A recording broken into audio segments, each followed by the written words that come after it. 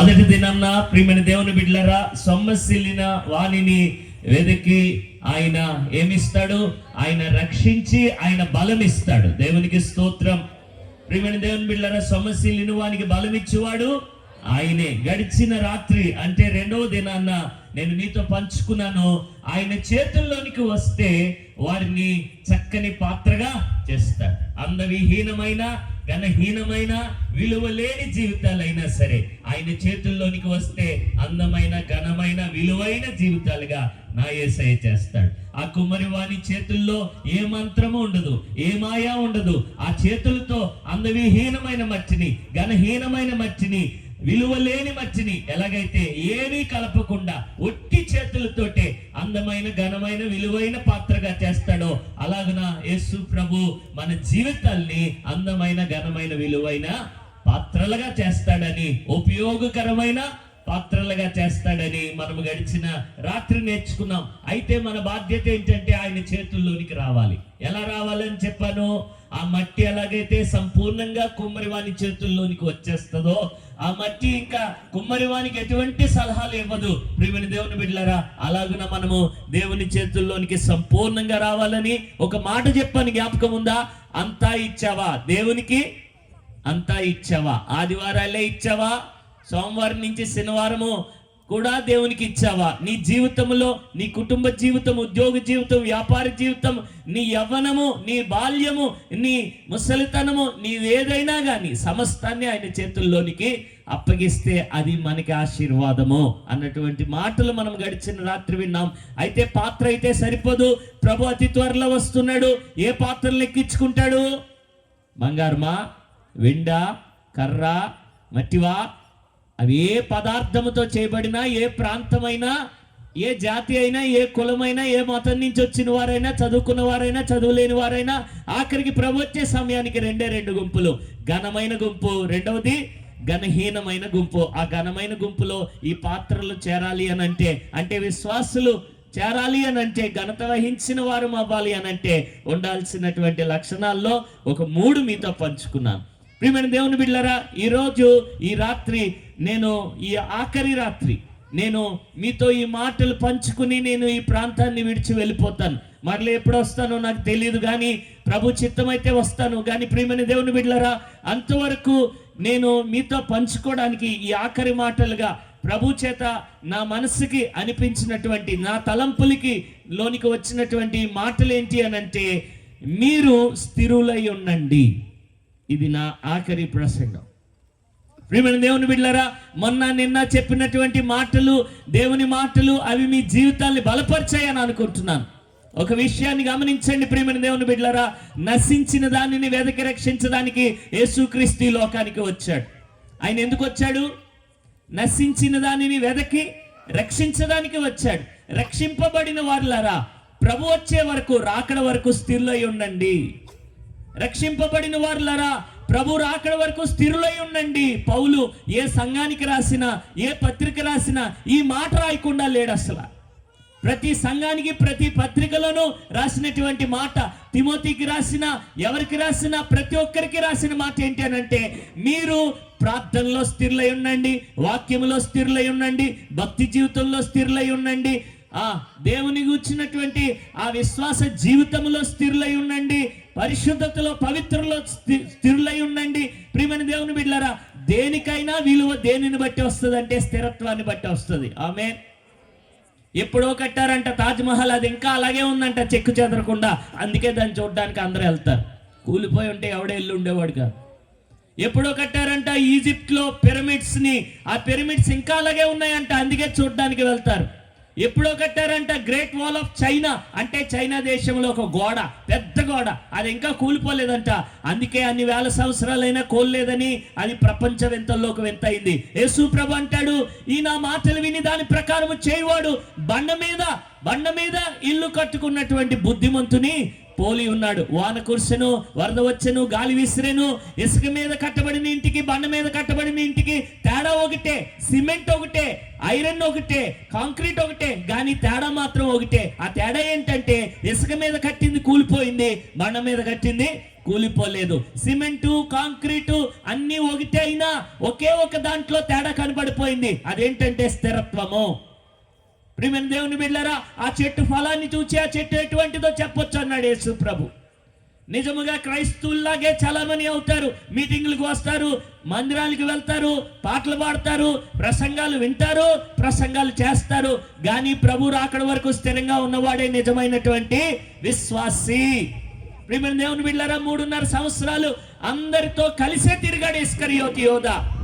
కానీ ప్రియమైన దేవుని బిడ్డలారా, యోధా ఆ చివరి దినమున, ఆ లక్షవారపు రాత్రి యోధాలో సాతాను ప్రవేశించునని దేవుని వాక్యం సెలవిస్తుంది. ప్రియమైన దేవుని బిడ్డలారా, కూలిపోయిందా జీవితము, పడిపోయాడు. కానీ ప్రియమైన దేవుని బిడ్డలారా, పేతురు పడిపోయాడు కానీ తిరిగి లేచాడు. అక్కడే తేలిపోయింది ఇద్దరికి తేడా. నా ప్రియ దేవుని బిడ్డలారా, నీతిమంతుడు 7 మార్లు పడినా అంటే విశ్వాసులైన వారు ఎప్పుడు పడిపోరా, ఎప్పుడు స్థిరంగానే ఉంటారా అని అంటే విశ్వాసులు జారిపోవచ్చు, విశ్వాసులు పడిపోవచ్చు, కానీ తిరిగి లేవకుండా మాత్రము ఉండరు. ప్రభు వచ్చేసరికల్లా విశ్వాసులారా, ఈ రాత్రి మీటింగ్కి వచ్చి దేవుని వాక్యం వింటున్న వారులారా, నిన్న మొన్న చెప్పినటువంటి వాక్యము కానీ, నిన్నటి దినాన ఈరోజు ఉదయం చెప్పినటువంటి వాక్యము కానీ అన్నిటినీ నేను సమకూరుస్తూ ముగిస్తూ ఇదే చెప్తున్నాను. అన్నిటినీ మీకు చెప్పాను. సాధ్యమైనంత వరకు అన్ని విషయాలు మీ ముందు ఉంచడానికి ప్రయత్నం చేశాను. కానీ ఆఖరిగా నేను చెప్పేది ఏంటంటే, నేను చెప్పిన విషయాలన్నీ బాగానే ఉన్నారు, జాగ్రత్తగా హృదయంలో దాచుకున్నారని అనుకుంటున్నాను. కానీ ఆఖరిగా చెప్పేది ఏంటంటే, స్థిరులై ఉండండి. ప్రభు అతి త్వరలో వచ్చేస్తున్నాడు. యేసు ప్రభు మాటల్లో మీరు చూడండి, అన్యాయం చేస్తున్నవాడు ఇంకా అన్యాయం చేస్తూనే ఉండనండి, నీతిమంతుడిని ఇంకా నీతిమంతుడుగానే ఉండనివ్వండి, ఇదిగో నేను త్వరగా వచ్చుచున్నాను. విశ్వాసులారా, ప్రభు త్వరగా వస్తున్నాడు. నువ్వు భక్తి విశ్వాసాల్లో ఉన్నావు, అలాగే ఉండమ్మా, జారిపోవద్దు దయచేసి. ప్రియమైన దేవుని బిడ్డలారా, నశించిన దాన్ని వెదకి రక్షించడానికి యేసుక్రీస్తు లోకానికి వచ్చాడు. మొన్నటి దినాన్ని నేను మా సంఘంలో ఒక పాప ఎంగేజ్మెంట్ కార్యక్రమానికి వెళ్ళాను. ఆ పాపకి ఎంగేజ్మెంట్ చేయడానికి వెళ్తే అక్కడికి ఒక పాస్టర్ గారు వచ్చారు. ఆ పాస్టర్ గారు ఆయన అన్ని కుటుంబం నుంచి వచ్చాడని చెప్పి ఈ ఎంగేజ్మెంట్ కార్యక్రమంలో ఈ చీర మార్చుకోవడానికి వెళ్ళి వస్తారమ్మా. అప్పుడు యుగాలు గడిచిపోతూ ఉంటాయి. ఆ సమయంలో ఏం చేస్తాం, పాస్టర్లు స్టేజ్ మీద కూర్చుని కొత్త వాళ్ళమైతే ఒకరి సాక్ష్యం ఒకరితో పంచుకుంటాం. నేను అడిగాను, ఎలా వచ్చారయ్యా విశ్వాసంలోనికి, సేవలోకి ఎలాగొచ్చారయ్యా అని అంటే కూర్చుని చెప్తున్నాడు. ఆ సమయం అంతా భలే ఉపయోగకరంగా మారిందని దేవుని స్తుతించాను. ప్రియమైన దేవుని బిడ్డలారా, లేకపోతే ఖాళీగా ఉండి ఏం చేయాలి అర్థం కాదు ఆ సమయంలో పాస్టర్లకి స్టేజ్ మీద. అప్పుడు ఆ పాస్టర్ గారు చెప్తున్నాడు, అయ్యా నేను ఎంత భయంకరుణ్ణి అని అంటే, ఒకప్పుడు క్రైస్తవ్యాన్ని నేను ద్వేషించేవాడిని, దూషించేవాడిని. ఇదిగో నేను ఒక వ్యాపారాన్ని మొదలు పెట్టాను. మా ఊరిలో రాజమండ్రి దగ్గర కోరుకొండ అనే ఒక ప్రాంతం ఉంటుంది. అక్కడ కొత్తపల్లి అనే ఊరు ఉంటుంది. ఆ ఊరిలో తన నాన్న, అంటే ఈ పాస్టర్ గారు నాన్నగారు ఊరికి పెద్ద, ఆ ఊరిలోనే ఉన్నతమైన కులం అనుకుంటా. ఆ ఊరిలో ఒక దేవత ఉంటుంది, ఒక దేవి ఉంటుంది. ఆ దేవి వీళ్ళ గృహదేవత ఏదో చెప్పాడు ఆయన, నాకు ఆ మాటలు కరెక్ట్గా గుర్తు రావడం లేదు. ఆ దేవుని ప్రతి సంవత్సరం ఊరేగించడం కానీ, ఆ ప్రాంతంలో వాళ్ళ ఇంటి ఎదురుగుండానే ప్రతిష్ఠించడం కానీ అంతా వీరే చేస్తారట, వాళ్ళ ఇంటి ఎదురుగుండానే.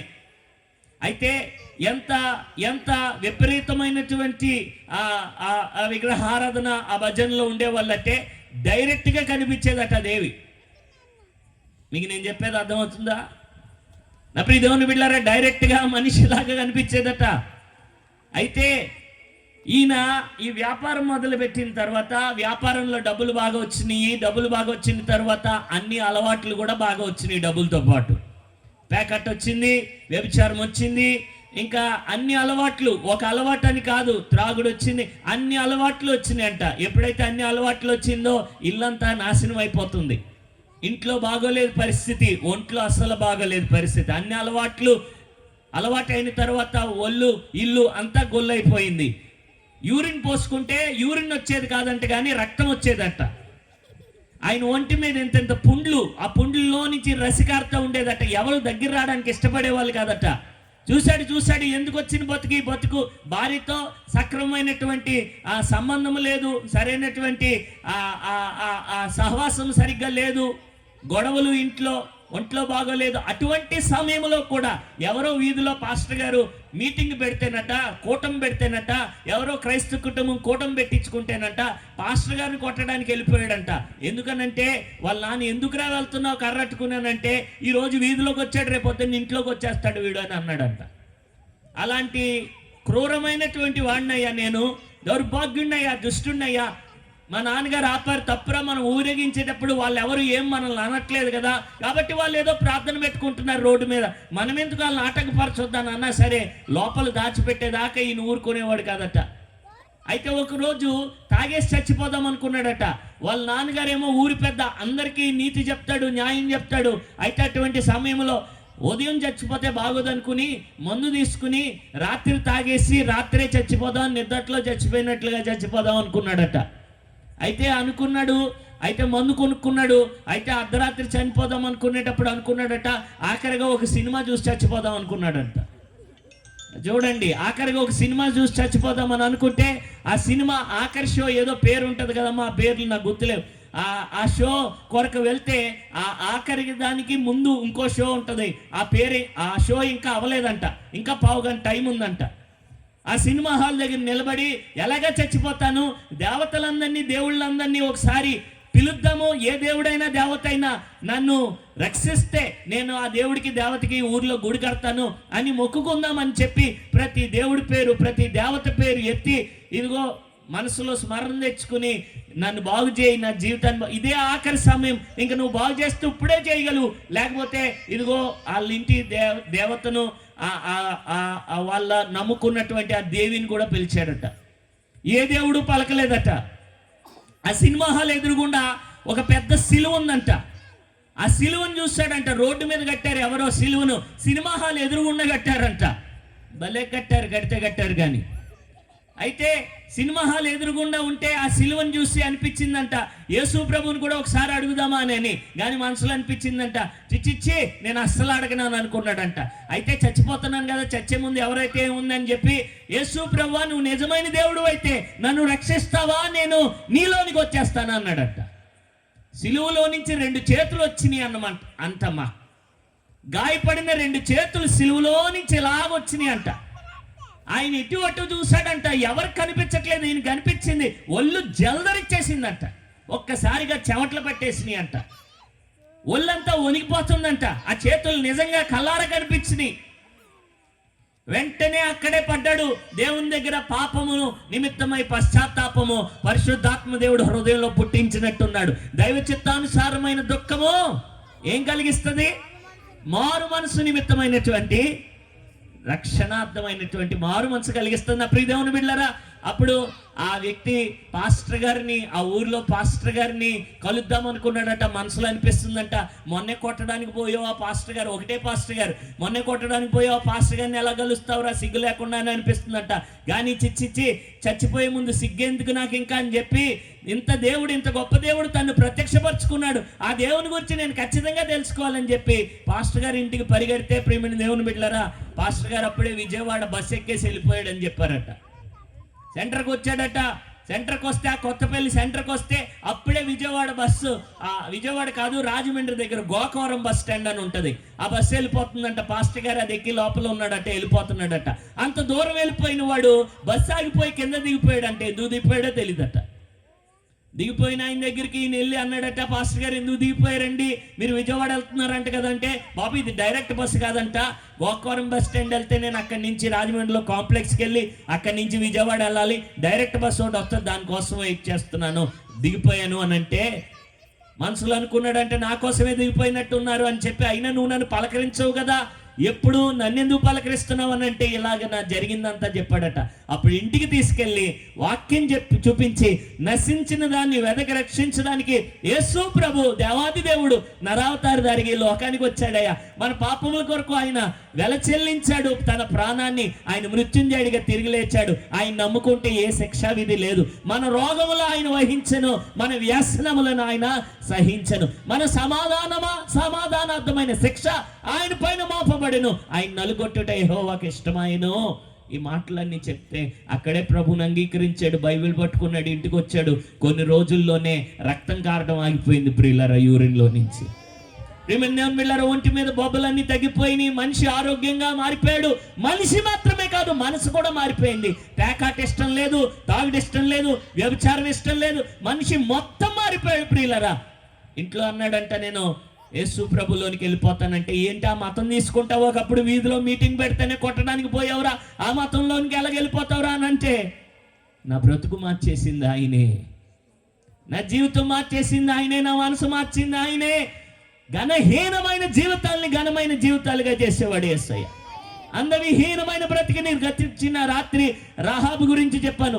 అందవిహీనమైన ఒక వేశ్య బ్రతుకుతుంది, వంశావళిలోకి వచ్చేసింది. దేవునికి స్తోత్రం. యేసు ప్రభుకి ముత్తనానమ్మైంది. హెబ్రీ పత్రిక 11వ అధ్యాయంలో విశ్వాస వీరుల సరసన చేరింది. ఇప్పుడు యెరికో పట్టణంలోని నశించిపోవలసిన ఆమెడ దేవుని చేతుల్లోకి రావడాన్ని బట్టి పరలోకపు యెరూషలేము పట్టణంలో ఉంది. దేవునికి స్తోత్రం.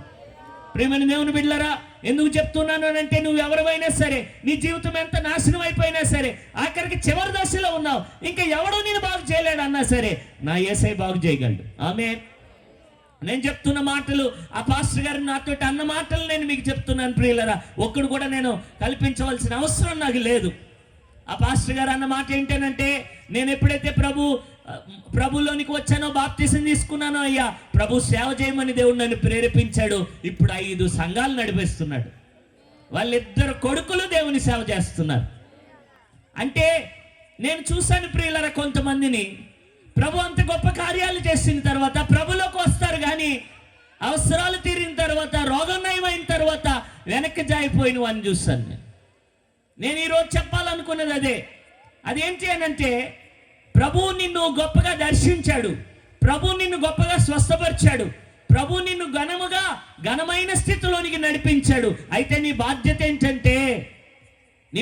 ఏంటంటే దేవుడు నీకు ఇచ్చిన దాన్ని చివరి దాకా కాపాడుకోవాలి, స్థిరంగా ఉండాలి. అది నీ బాధ్యత. దేవుని వాక్యం చెప్తుంది.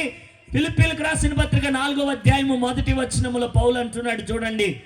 త్వరగా చూద్దాం. ఈరోజు నేను త్వరగా ముగించి నేను పరిగెత్తాలి కాబట్టి త్వరగా మీ బైబిల్ గ్రంథం తీసి ఫిలిప్పీలకు రాసిన పత్రిక 4వ అధ్యాయము ప్రారంభ వచనములు చూడాలని కోరుతున్నాను. 1వ వచనము, నేను అపేక్షించు నా ప్రియ సహోదరులరా, నా ఆనందమును నా కిరీటమునై ఉన్న నా ప్రియులరా, ప్రభువునందు స్థిరులై ఉండండి. ఆమేన్ చెప్పండి అందరూ. మామిడిపాలెం వారులరా, భీమిలి ప్రాంతములో దేవుణ్ణి నమ్ముకున్న వారులరా, నువ్వు ప్రభువుని నమ్ముకున్న తర్వాత సాతానుడు నీ మీదకి రాకుండా ఉంటాడు అని నువ్వు అనుకుంటే నువ్వు భ్రమపడుతున్నావు.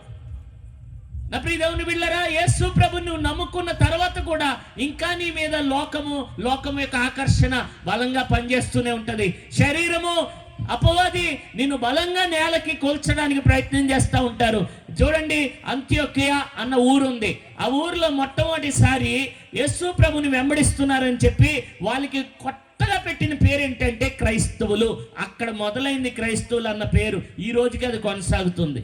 ఫస్ట్ ఏ ఊర్లో పిలిచారు? యేసు ప్రభుని వెంబడిస్తున్న వాడిని క్రిస్టియన్స్ అని అంత్యొక్కలో పిలిచారు.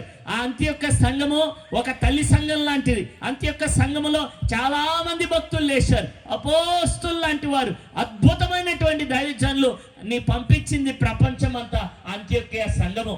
ఆ సంఘములో వాక్యం చెప్పడానికి బర్నబాని పిలిస్తే ఆ బర్నబా గారు ఆ కొత్తగా ఏర్పడిన సంఘానికి చేసినటువంటి మొట్టమొదటి ప్రసంగం ఏంటో తెలుసా? అపోస్తుల కార్యాలు మీరు తీసి చూడండి.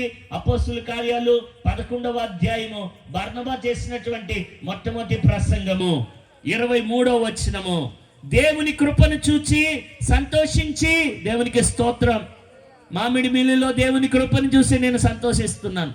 యేసు ప్రభుని నమ్ముకుని మీరు యేసు ప్రభులో ఉంటున్నందుకు వీరు వాక్యం కొరకైనటువంటి ఆకలి, ఆసక్తి. కొన్ని ఊర్లకి నేను వెళ్తాను, 10 గంటలకు ఇస్తారు, 10:30కి ఇస్తారు, ఒక్కోసారి 11కి కూడా ఇచ్చే ప్రభుత్వాలు ఉంటారు వాక్యానికి.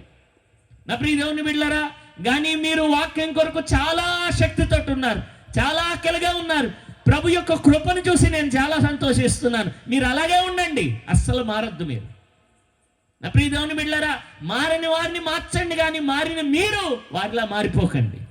ప్రియమైన దేవుని బిడ్డలారా, అయితే ఇక్కడ బర్నబా అంటున్న మాట ఏంటంటే, ప్రభు కృపను చూసి సంతోషించి ప్రభువును స్థిర హృదయముతో హత్తుకొనవలనని అందరినీ హెచ్చరించెను. ఏంటమ్మా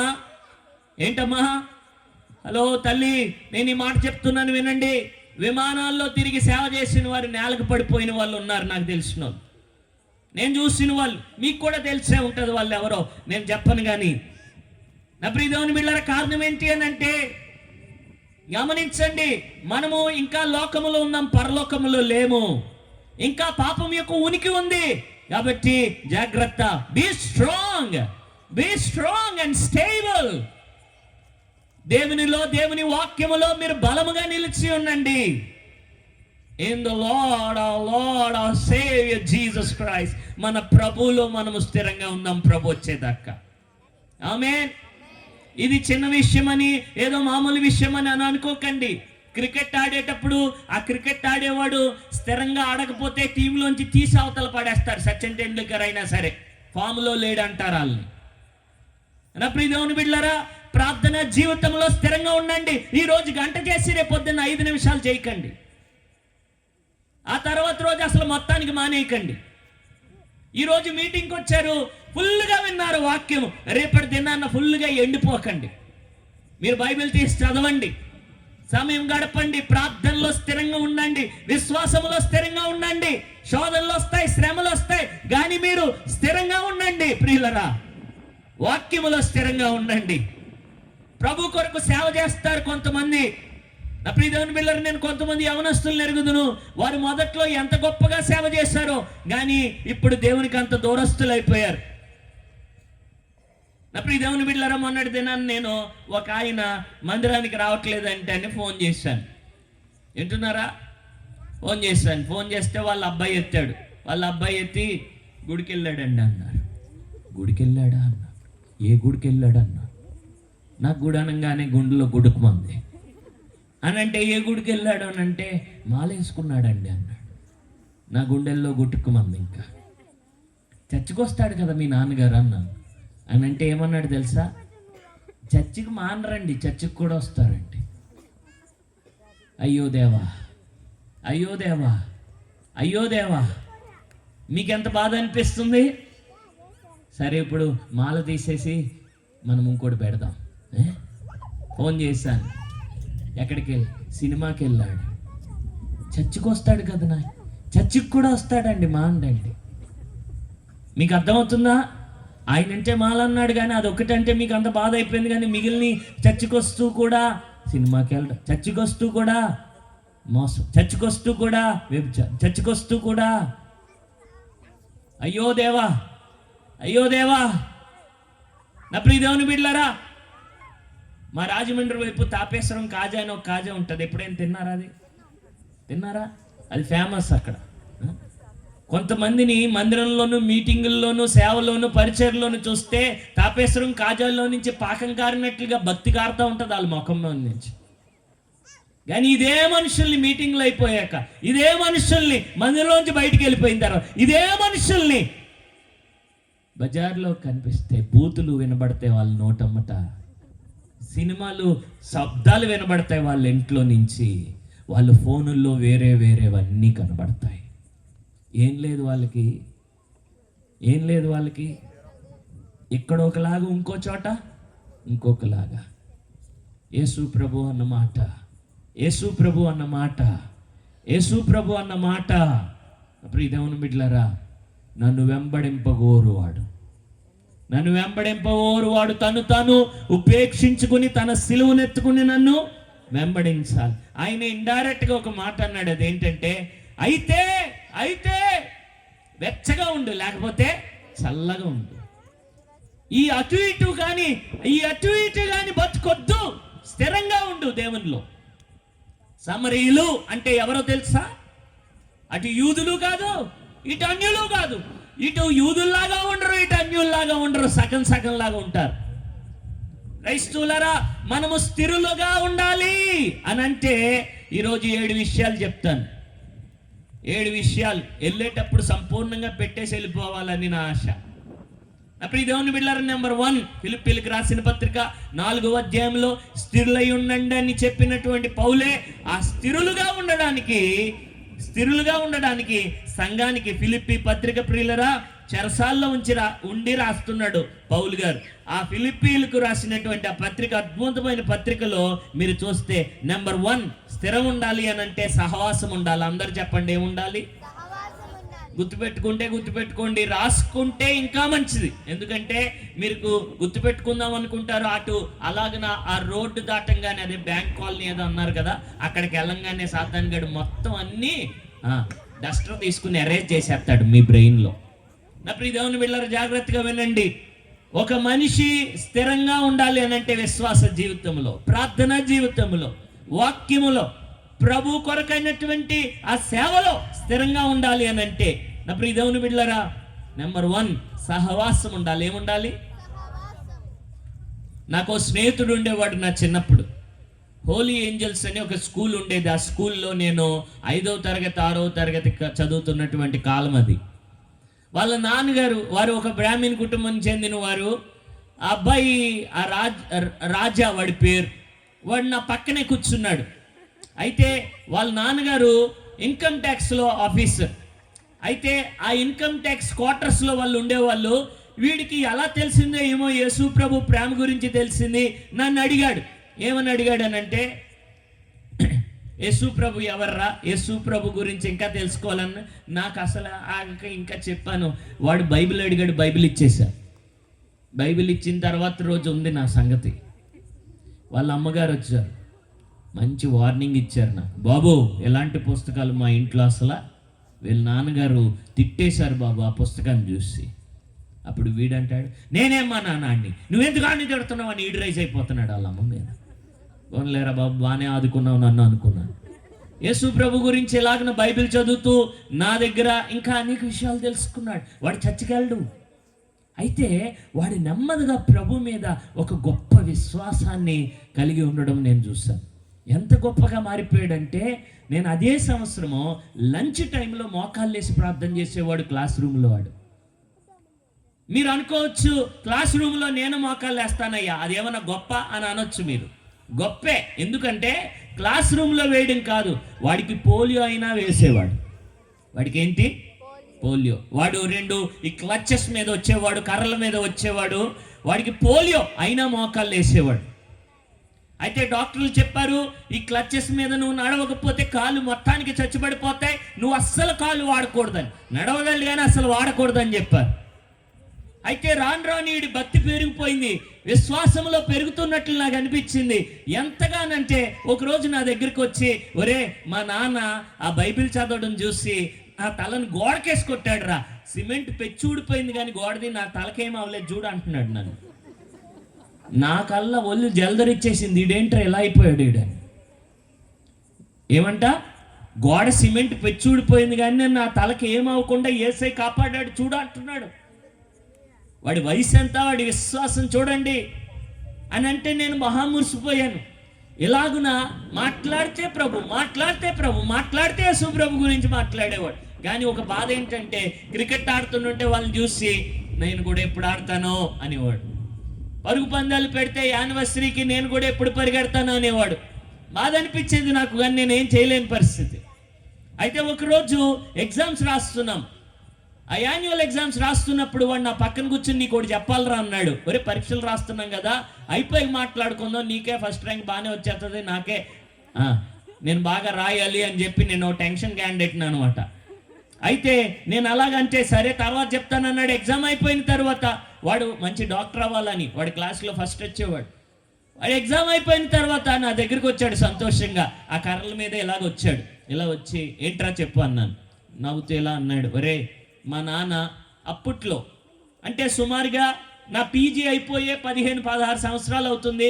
నా 5వ తరగతి అంటే ఇంకా ఊహించుకోండి, ఇంకా మరి మర్చిపోవచ్చు. ఇంకా నా ప్రియ దేవుని బిడ్డలారా, ఆ కాలంలో నెలకి 3,000 వీడికి మందుకు వచ్చేది. నెలకి 3,000 అన్ని సంవత్సరాల క్రితం. ఆయన జీతంలో 3,000 వీడి మందు కంటే ఆయన వల్ల అయ్యేది కాదు. అందుకని ఆయన ఏం చేశాడంటే మందు వాడడం మానేశాడట. మందు వాడితేనే తగ్గడం కష్టం, మందు వాడడం మానేస్తే ఇక మర్చిపోవచ్చు అన్నాడు డాక్టర్. వాడలేక ఇంకా మానేస్తే వీడన్నాడంట దేవుని దగ్గర, ప్రభా వాడేటప్పుడు తగ్గిపోతే నాకు జబ్బు, డాక్టర్ ఇచ్చిన మందు వల్ల తగ్గిపోయింది అంటాడు మా నాన్న. వాడడం మానేసి 3 నెలలు అయింది, ఇప్పుడు తగ్గించాయని ప్రార్థన చేయడం మొదలెట్టాడంట. ఆ రాత్రి ఆ ఎగ్జామ్ ముందు రోజు హాస్పిటల్ తీసుకుని వెళ్తే ప్రియమైన దేవుని బిడ్డలారా, ఆ సాయంకాలం డాక్టర్ అన్న మాట ఏంటంటే, పరీక్ష చేసి మందు వాడుతుంటేనే కొన్ని సంవత్సరాలు వాడినా తగ్గడం అసాధ్యమండి. నాకు చాలా ఆశ్చర్యంగా ఉంది, మీ వాడు ఇంకా జీవితంలో మందు వాడవసరం లేదు, కర్రలు కూడా వాడవసరం లేదు అన్నాడు. ఆ 2 కర్రలు ఆ రోజు నా కోసం తెచ్చాడు వాడు. ఆ 2 కర్రలు ఇలా ఇసిరేసి ఇంక రేపటి నుంచి నేను కర్రలు వేసుకుని రాను స్కూల్కి అన్నాడు. ఎంత ఆనందంగా ఉంటుంది. గట్టిగా కౌగులించేసుకున్నాం, బెస్ట్ ఫ్రెండ్స్ మేము. ఈ లోపలనే మాకు వార్త వినిపించింది, వాళ్ళ నాన్నకి విజయవాడ ట్రాన్స్ఫర్ అయిపోయింది. ఆ రోజుల్లో ఫోన్లు, వాట్సాప్లు, కాకరకాయలు ఏమి ఉండేవి కాదు, ల్యాండ్ లైన్లే. ఆ ల్యాండ్ లైన్ కూడా అక్కడికి వెళ్తే ఏ నెంబర్ వస్తుందో తెలీదు, చిన్నోళ్ళము ఏ అడ్రస్కి వెళ్తారో తెలీదు, ఉత్తరాలు రాసుకునే అంత వయసు కాదు. ఇంకా మామూలు ఏడుపు కాదు మా ఇద్దరిది. ఆ రోజు ఆఖరి రోజు వెళ్ళాము, ఇద్దరం క్యారమ్స్ ఆడుకున్నాం, సైకిల్ తొక్కుకున్నాం. మరి ఇదే ఆఖరి రోజు రా మన ఇద్దరికి టాటా బాయ్ చెప్పుకున్నాం, ఏడ్చేసాం ఇద్దరం. ఆయన విడిచిపెట్టేసి వచ్చేసాను. కానీ అనుకుంటున్నాను జీవితంలో ప్రభు ఎప్పుడైనా ఆయన మళ్ళా నేను చూస్తాను, నిన్ను ఎంత గొప్పగా విశ్వసించాడు కదా. అలాగే నేను అనుకుంటున్న రోజు, నేను ఒక రోజు కాలేజీలో చదువుతుంటే కారులో వెళ్తున్నాను. ఆ సమయంలో బజార్లో వాళ్ళ నాన్నగారు రాజమండ్రిలో కనిపించారు. చిన్నపిల్లలు అయితే పెద్ద మొఖాలు మారిపోతాయి, కానీ పెద్ద ఆయన ముఖం మారిపోదు కదా. వాళ్ళ నాన్న నేను గుర్తుపట్టాను, ఆయన నన్ను గుర్తుపట్టలేదు. అప్పుడు ఆయన దగ్గరికి వెళ్ళి అడిగితే, అంకుల్ నేను అంకుల్ రాజా ఉన్నాడు, నన్ను గుర్తుపట్టారని అంటే, నీ గురించి చెప్తున్నాడు, చెప్తా ఉంటాడు బాబు, వాడు మర్చిపోలేదు బాబు నిన్ను, త్వరగా వెళ్ళు, ఇగో పలానా చోట ఉంటున్నామని అంటే ఎంత ఫాస్ట్గా వెళ్ళానో. ఎందుకనంటే అప్పుడే అలాగున్నాడు, ఇప్పుడు ఎలాగుంటాడో, మహా గొప్ప దైవజెండా అయిపోయి ఉంటాడు అని చెప్పి ఫాస్ట్గా కారు వేసుకుని వెళ్ళాను. వాళ్ళు అదే క్వార్టర్స్లో ఉంటుంటే వెళ్ళి ఆఫీసర్ క్వార్టర్స్లో తలుపు కొట్టాను. వాడు తలుపు తీయంగానే వాడే తీయంగానే గట్టిగా కౌగులించేసుకుందామని నేను ఆలోచన కలిగి ఉన్నాను. అప్పుడు తలుపు కొట్టాను, వాడే తీశాడు, కానీ గుండె జారిపోయే పని చేశాడు. నుదుటనెంత పట్టు, మనిషి మారిపోయాడు, పాడిపోయాడు, ప్రభుకి దూరం అయిపోయాడు. అప్పుడు అలాగిన బాధతోటి అలా కూర్చుని ఏమైంది అని ఆరా తీస్తే నాకు అర్థమైంది ఏంటంటే, ఇక్కడి నుంచి వెళ్ళాక వాళ్ళ నాన్న అమ్మ చేసిన పని ఏంటంటే, ఒక క్రైస్తవ స్నేహితుడు కానీ, ఒక క్రైస్తవ పుస్తకం కానీ వాడికి లేకుండా చేశారు, క్రైస్తవ సహవాసం లేకుండా చేశారు. ఎప్పుడైతే సహవాసం లేకుండా చేశారో వాడు క్రీస్తుని మర్చిపోయాడు. వాడిని ఏ స్కూల్లో జాయిన్ చేశారంటే, ఆయన పేరు నేను చెప్పను కానీ, ఒక మనిషిని దేవుడిగా పూజించే ఒక మతం ఉంటుంది, ఆ మతానికి సంబంధించినటువంటి స్కూల్లో జాయిన్ చేశారు. సహవాసం లేదు, ఏమైపోయాడు చెప్పండి.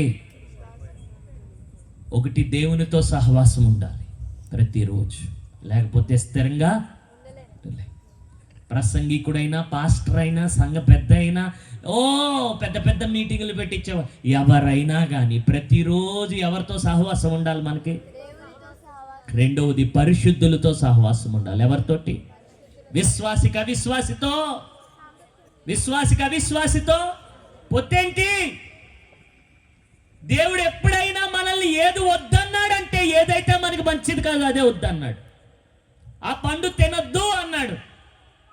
అన్ని పళ్ళు ఇచ్చిన ఆయన ఆ పండు ఎందుకు ఇవ్వడు?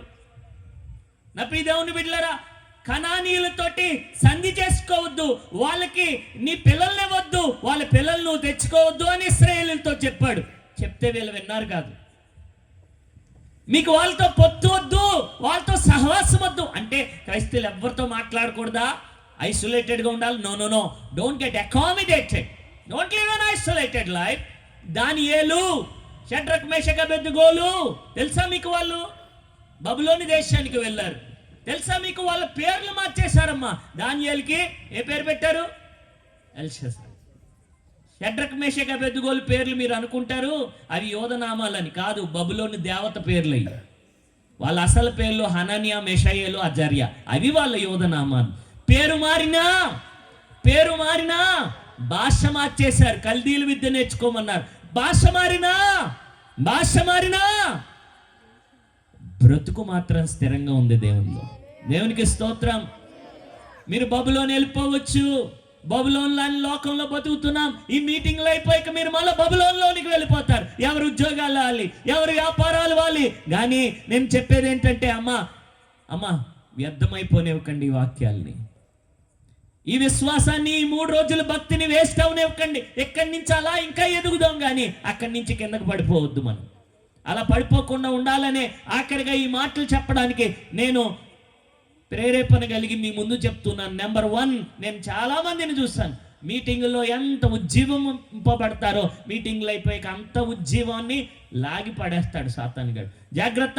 ఇక్కడి నుంచి ఇంకా పైకి ఎదగడానికి మీటింగులు, కానీ మీరు ఉజ్జీవింపబడి మళ్ళీ పడిపోయి, మళ్ళీ ఉజ్జీవింపడి మళ్ళీ పడిపోవడానికి కాదు మీటింగులు. అంతకంతకు మన భక్తి ఇంకా మహిమ నుండి అధిక మహిమకి వెళ్ళిపోవాలి. దేవునికి స్తోత్రం. ప్రియమైన దేవుని బిడ్డలారా, సహవాసము సంసోనికి ఎవరితో సహవాసం ఉండాలి? డెలీలాతోట. ఇక్కడ కొంతమంది డెలీలాలతోటి సహవాసం చేస్తున్నారు. దేవుడు మిమ్మల్ని హెచ్చరిస్తున్నాడు, జాగ్రత్త. మీరు సహవాసం చేసేటప్పుడు అనుకుంటారు అంతా నా కంట్రోల్లో ఉంది, నన్ను ఎవడో మోసం చేయలేడు, నన్ను ఎవడో పడేయలేడు అనుకుంటావు. చిన్న ఫోనే కదా అనుకుంటావు.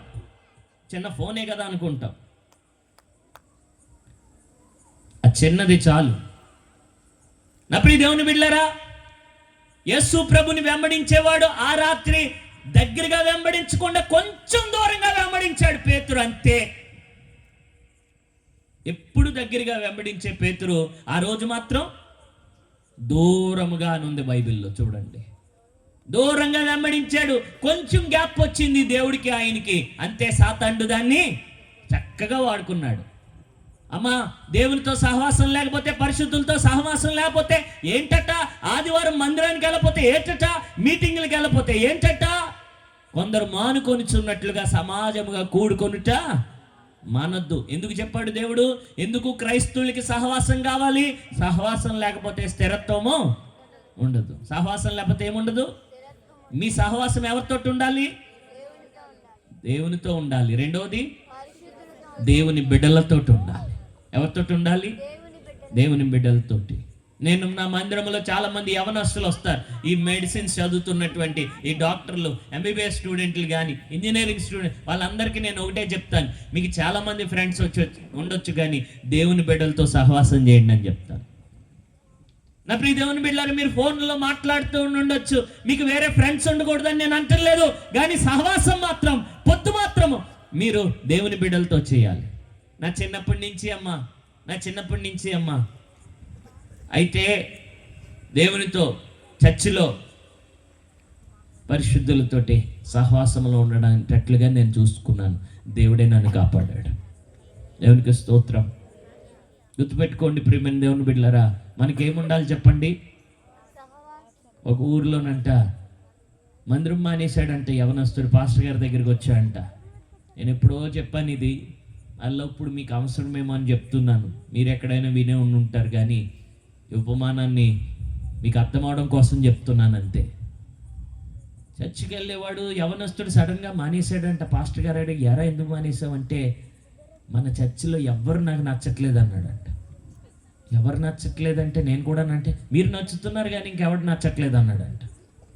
మరి నా కోసమైనా రారా అంటే, లేదు అండి ఆ యవనస్తులు అస్సలు బాగలేదండి, పోకిరి అదోలండి అన్నాడు. పోనీ ఆ స్త్రీలండి ఎంతసేపు ముసలమ్మ వచ్చట్లండి అన్నాడంట. మరి ఆ పురుషుడు అయ్యి బాబోయ్ రాజకీయాలన్నీ వాళ్ళ దగ్గరే ఉన్నాయి అన్నాడంట. అయితే అలా కాదురా, ఒక్క వారం రా, తర్వాత నువ్వు మానేద్దిగానే అని చెప్పి ఆ వారం వచ్చినప్పుడు నా కోసం ఓ పంచి మందిరం బయట నువ్వు ఒక గ్లాస్ తీసుకుని గ్లాసు నిండా నీళ్లు పట్టి ఒక్క చుక్క కూడా కింద పడకుండా అటు ఇటు తిరుగుతూ జాగ్రత్తగా నా వాక్యం వినేరా, తర్వాత నేను నీకు చెప్తాను మానేయాలా వద్దన్నది అని అన్నాడంట. గ్లాస్ తీసుకున్నాడు, గ్లాస్ నిండా నీళ్లు పట్టాడు. పాస్టర్ గారు ఎందుకు చెప్పాడు అని పాస్టర్ గారి గౌరవం మీద ఆ గ్లాస్ తోటి ఆ నీళ్ళు, అమ్మ బిందు నిండా నీళ్లు పట్టుకుని ఆ బిందు పట్టుకుని నడిస్తే ఎలా ఉంటుందమ్మా? కిసలాడుతుందా లేదా? గ్లాస్ నిండా నీళ్లు పట్టమన్నాడు, అంచుల్దాకా పట్టమన్నాడు. ఆ గ్లాస్ అట్టుకున్నాడు అన్నాడు. ఇంకో పని ఏం చేయమన్నాడు? ఒక చొక్క కూడా కింద పడకూడదు. చెవులతోటి ఏం చేయాలి? వాక్యం వినాలి. ఇప్పుడు అంతా అయిపోయిన తర్వాత ఆరాధన అయిపోయాక, ముగింపు ప్రార్థన అయిపోయాక వచ్చాడంట. ఏరా, ఆ యవనస్తులు ఎవరైనా కనిపించారా ఈ వారం నీకు అన్నాడంట. మాట్లాడలేదంట. ఆ ముసలమ్మొచ్చులు మాట్లాడే వాళ్ళు స్త్రీలు ఎవరైనా కనిపించారా అన్నాడంట. మాట్లాడలేదంట. ఆ రాజకీయాల్లో ఆ పురుషులు ఎవరైనా కనిపించారా నీకంటే మాట్లాడ. ఆఖరి కోపం వచ్చేసిందంట. ఎలా కనబడతారండి? ఎలా కనబడతారు? ఈ గ్లాసులో ఒక చొక్క కూడా కింద పడకూడదా?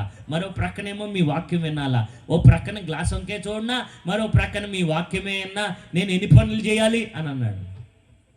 అప్పుడు చెప్పాడంట, ఆ గ్లాస్ స్థానంలో యేసు ప్రభుని పెట్టుకుని నా వాక్యం వినటానికి ప్రతి వారం వచ్చారు అన్నాడు. అమ్మా గమనించండి, మనం ఎంతసేపు సహవాసానికి దూరం అవడానికి చూస్తాం. సహవాసానికి దూరం అయ్యేటట్లుగా సాతాను గాడు మిమ్మల్ని ప్రేరేపిస్తాడు. మీరు కూర్చున్నప్పుడు మీరేం చేస్తారో తెలుసా? ప్రభువా, నా పక్కన ఉన్న అమ్మే 3 సీరియల్ చూసేస్తుంది రోజుకి, నేను ఒకటే చూస్తున్నాను ప్రభువా. నా ఎదురుగుండా ఉన్నాడే వాడు లంచాలు తీసుకుంటున్నాడు, నేను ఎప్పుడు తీసుకోను, కానీ ఎప్పుడైనా అవసరమైతే మాత్రం తీసుకుంటాను ప్రభువా. మీ భక్తిని పక్కన వాళ్ళతో పోల్చుకుంటే మీరే భక్తి పరులా కనిపిస్తారు. మీ సంఘంలో మీకంటే గొప్ప పరిశుద్ధులు ఇంకెవరు లేరనుకుని, చిచ్చి ఇటువంటి సంఘానికి నేను వెళ్ళడం ఎందుకు అని.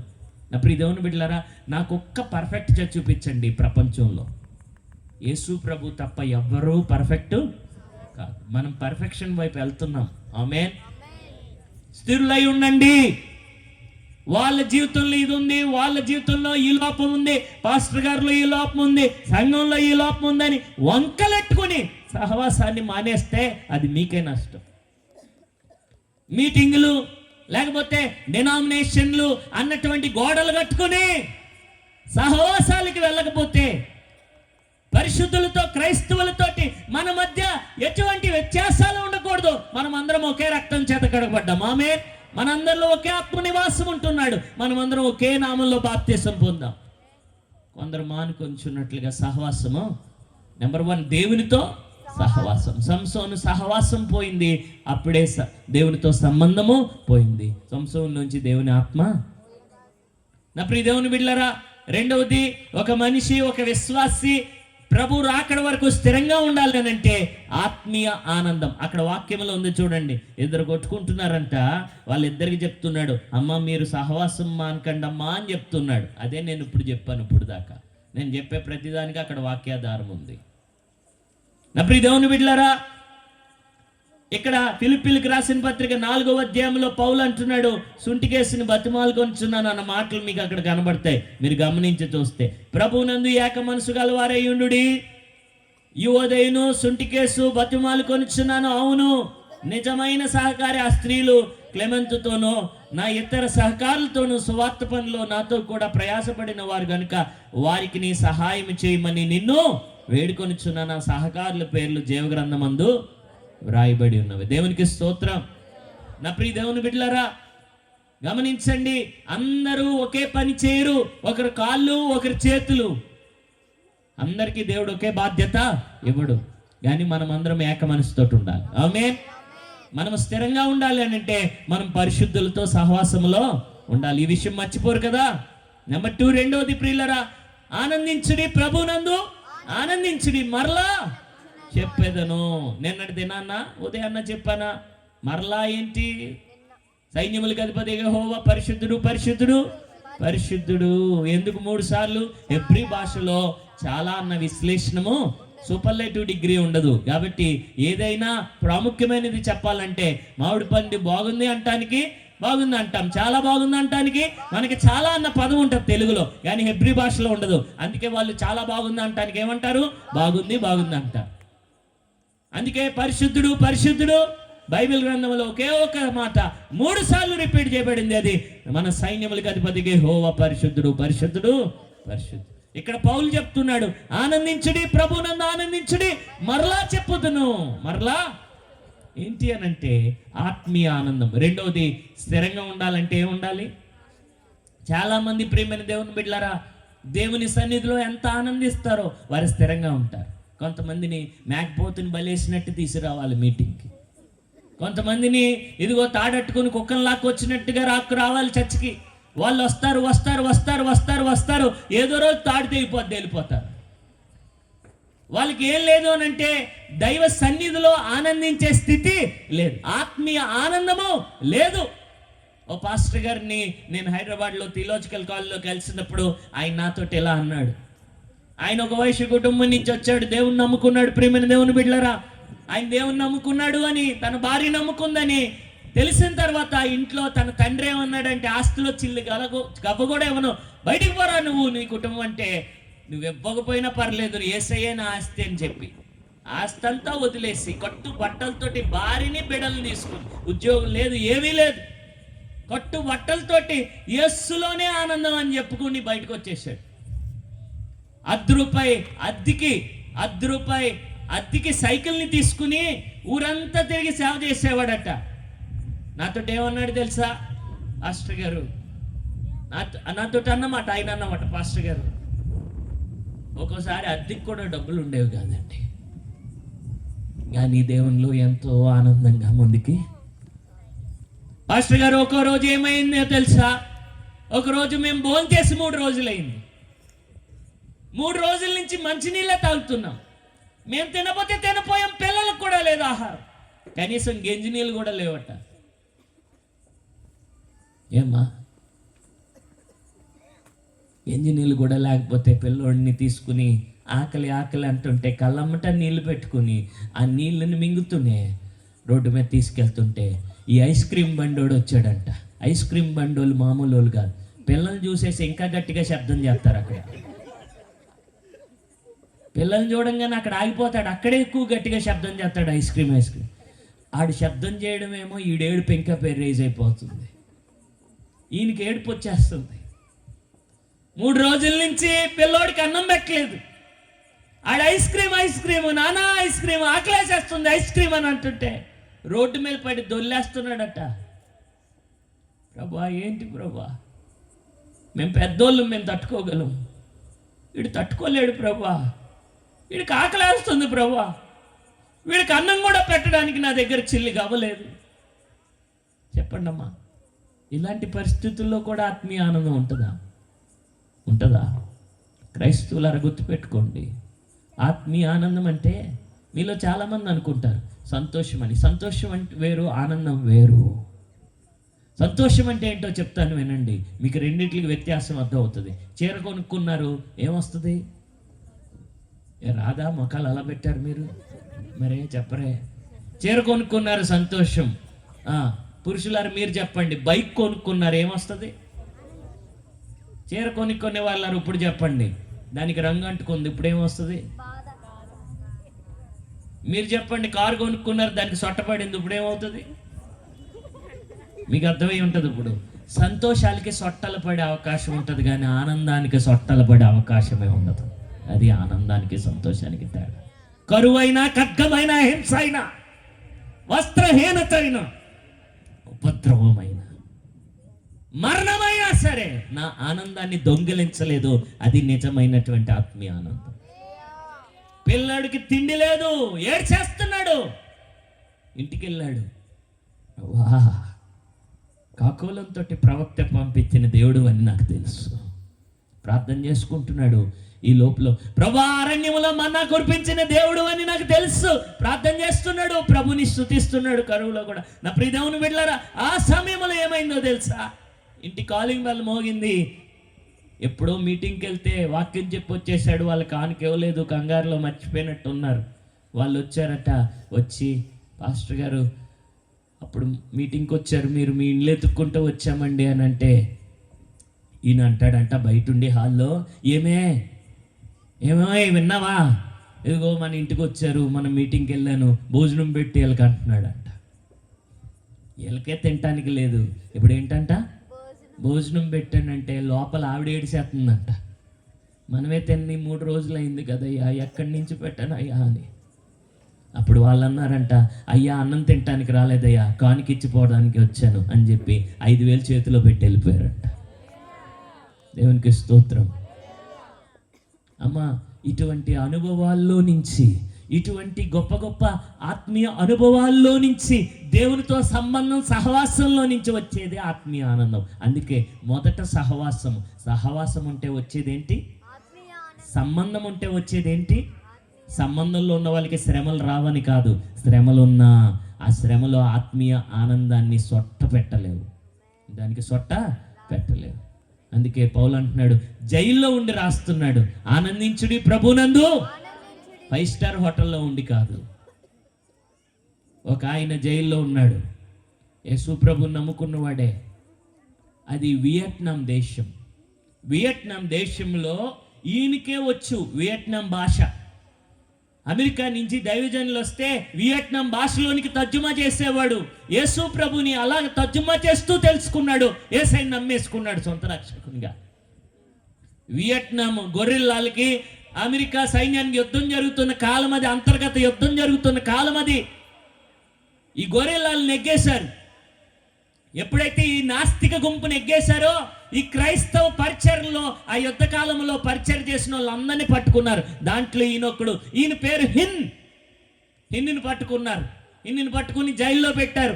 జైల్లో పెట్టి వింటున్నారా, ఆయనకి ఒక్క క్రైస్తవ పుస్తకం కానీ, బైబిల్ కానీ, క్రైస్తవ స్నేహితుడు కానీ లేకుండా చేసి ప్రతిరోజు వచ్చి చెప్పేవాడట, దేవుడు ఉంటే నువ్వు ఇంకా ఈరోజు ఎక్కడే ఎందుకున్నావు, ఆ దేవుడు నిన్నెందుకు విడిపించలేదు అని.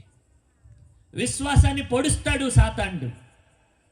నా ప్రియ దేవుని బిడ్డలారా, మీ స్థిరత్వాన్ని పాడు చేయడానికి శ్రమల రూపంలో, శోధనల రూపంలో, వేదనల రూపంలో రకరకాలుగా లోకంలో మీరు ఎదుర్కొంటారు. ప్రియమైన దేవుని బిడ్డలారా, కానీ గుర్తుపెట్టుకోండి, ఆత్మీయంగా ఆనందంగా ఉన్నవాడు, దేవునిలో ఆనందించేవాడానికి ఆత్మ ఫలాల్లో ఒక ఫలము ఆనందము. ఆనందం అన్నది ప్రియమైన దేవుని బిడ్డలారా, పరిశుద్ధాత్మ దేవుడు మీలో ఉంటే, మీరు దేవునితో సంబంధం సహవాసంలో ఉంటే మీరు అనుభవించేది అది ఒక మతపరమైనటువంటి క్రియ కాదు, అది దేవునితో ఉన్న సంబంధం. అది దేవునికి స్తోత్రం. నా ప్రియ దేవుని బిడ్డలారా, ఆ జైల్లో ఉండి ప్రభుని ఎన్నో రోజులు ప్రార్థన చేశాడు. సంవత్సరాలు గడిచిపోయినాయి, విడుదల లేదు. సంవత్సరాలు. ఓ రాత్రి అనుకున్నాడట, అసలు నిజంగా ఉన్నాడని నేను అనుకున్నానా అని ఆ రోజు అనుమానించాడు. ఆ రోజు అనుకున్నాడట, ఇదే ఆఖరి రాత్రి, ప్రభా నువ్వు ఉంటే ఈ రాత్రే నిన్ను నీవు బయలుపరుచుకో, లేకపోతే ఎప్పటికీ నేను ఇంకా క్రైస్తవుని కాదు, విడిచిపెట్టేస్తాను అనుకున్నాడు. ఆ రోజు ప్రియమైన దేవుని బిడ్డలారా, బాత్రూమ్లు కడగడానికి పిలిచాడంట జైలు అధికారి. అరే రారా అన్నాడు. బాత్రూమ్లు కడగడానికి వెళ్ళాడట.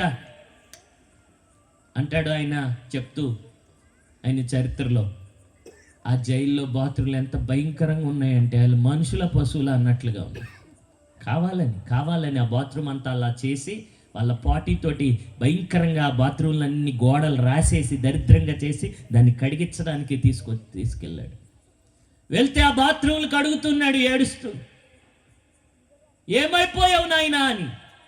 ఆ సమయంలో ఇంగ్లీష్ అక్షరాలతో ఉన్నటువంటి కాగితం, చిరిగిపోయిన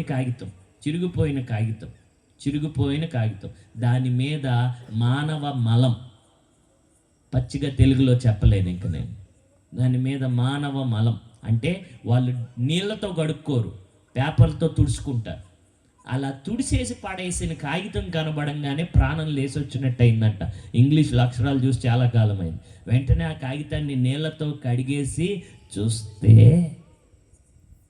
మాట ఏంటో తెలుసా, ఆయనను ప్రేమించు వారికి, అనగా ఆయన సంకల్పం చెప్పిన పిలువబడిన వారికి మేలు కలుగుటికే సమస్తమును సమకూడి జరుగుతున్న అన్న వచనంగా జరుగుతుంది. ఏంటంటే ఎవరో ఒక నాస్తికుడు, భయంకరుడు ఈ బైబిల్ని చింపేసి బాత్రూమ్కి వాడుతున్నాడు. దేవుడు ఏం చేశాడు తెలుసా, వాడు చేసినటువంటి ఆ భయంకరమైన పనిని ఇన్నిని బలపరచడానికి దేవుడు వాడుకున్నాడు.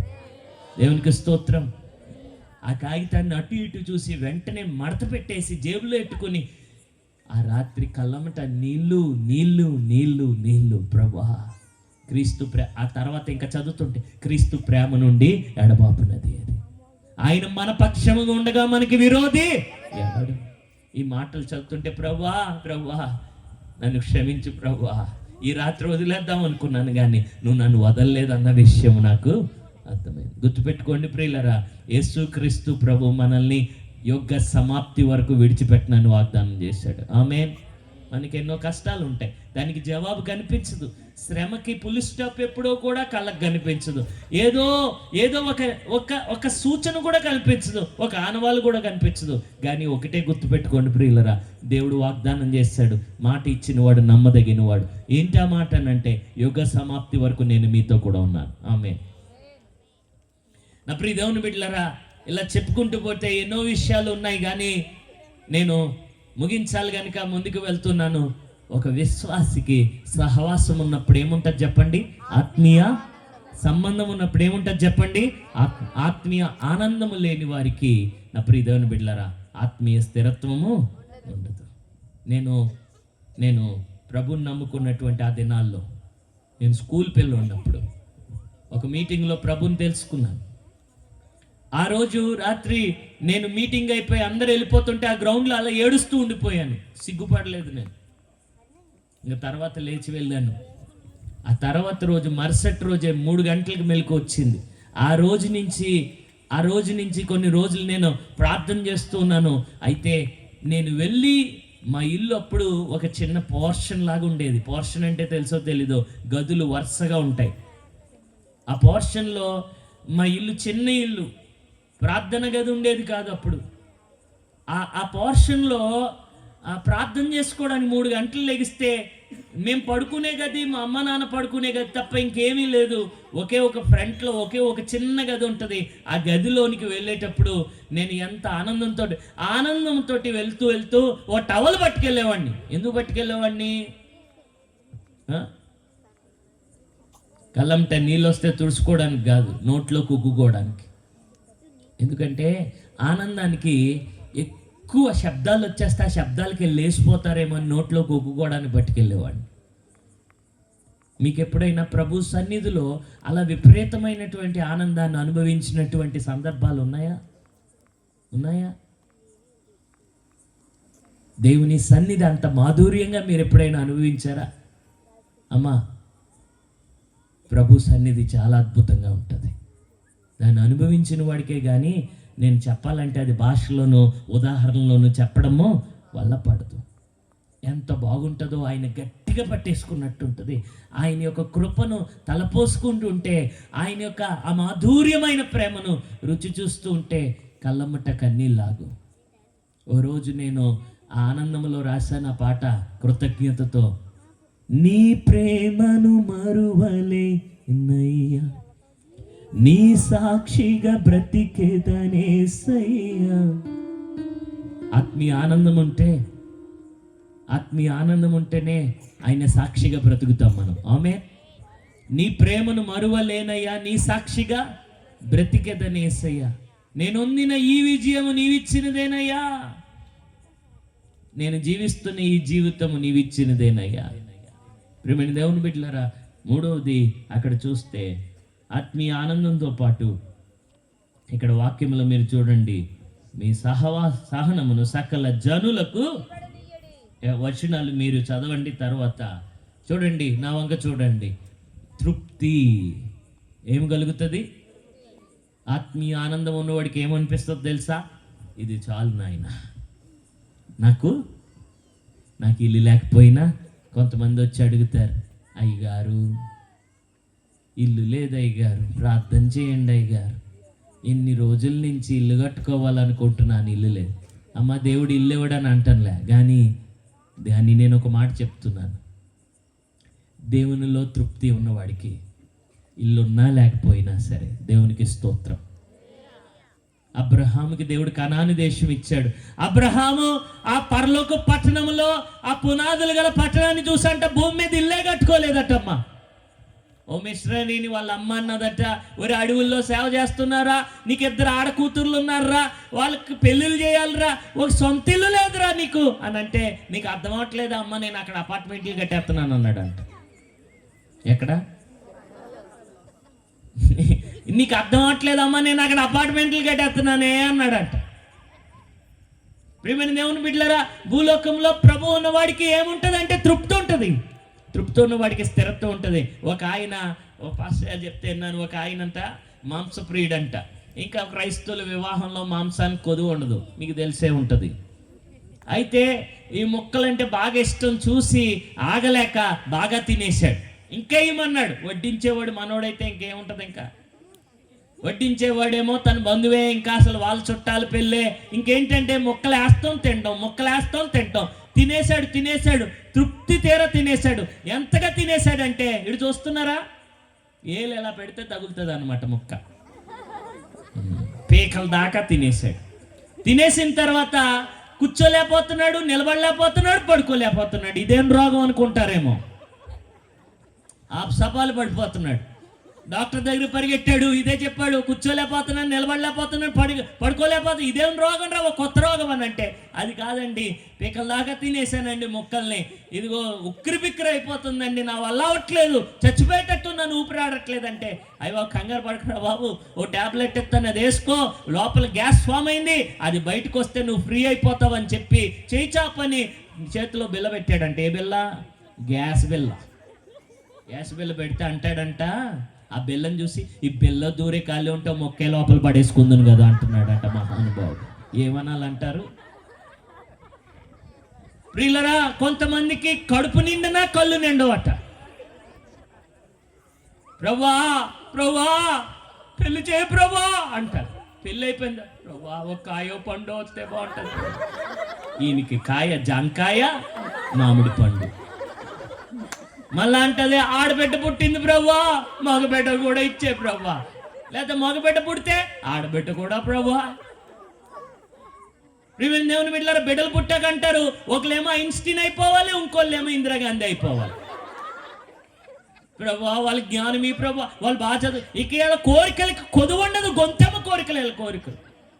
వీళ్ళ ప్రార్థనలు ఎంతసేపు ఏంటంటే కోంటోడి దగ్గర చీటీ చదివినట్టే. ఇంకా కోంటోడి కొట్టు దగ్గర కేజీ పప్పు, కేజీ పంచదార, కేజీ మినపప్పు, ప్రార్థనకి వెళ్తాం, ప్రేయర్ రూమ్లోకి దూరడం, ఇదే పని.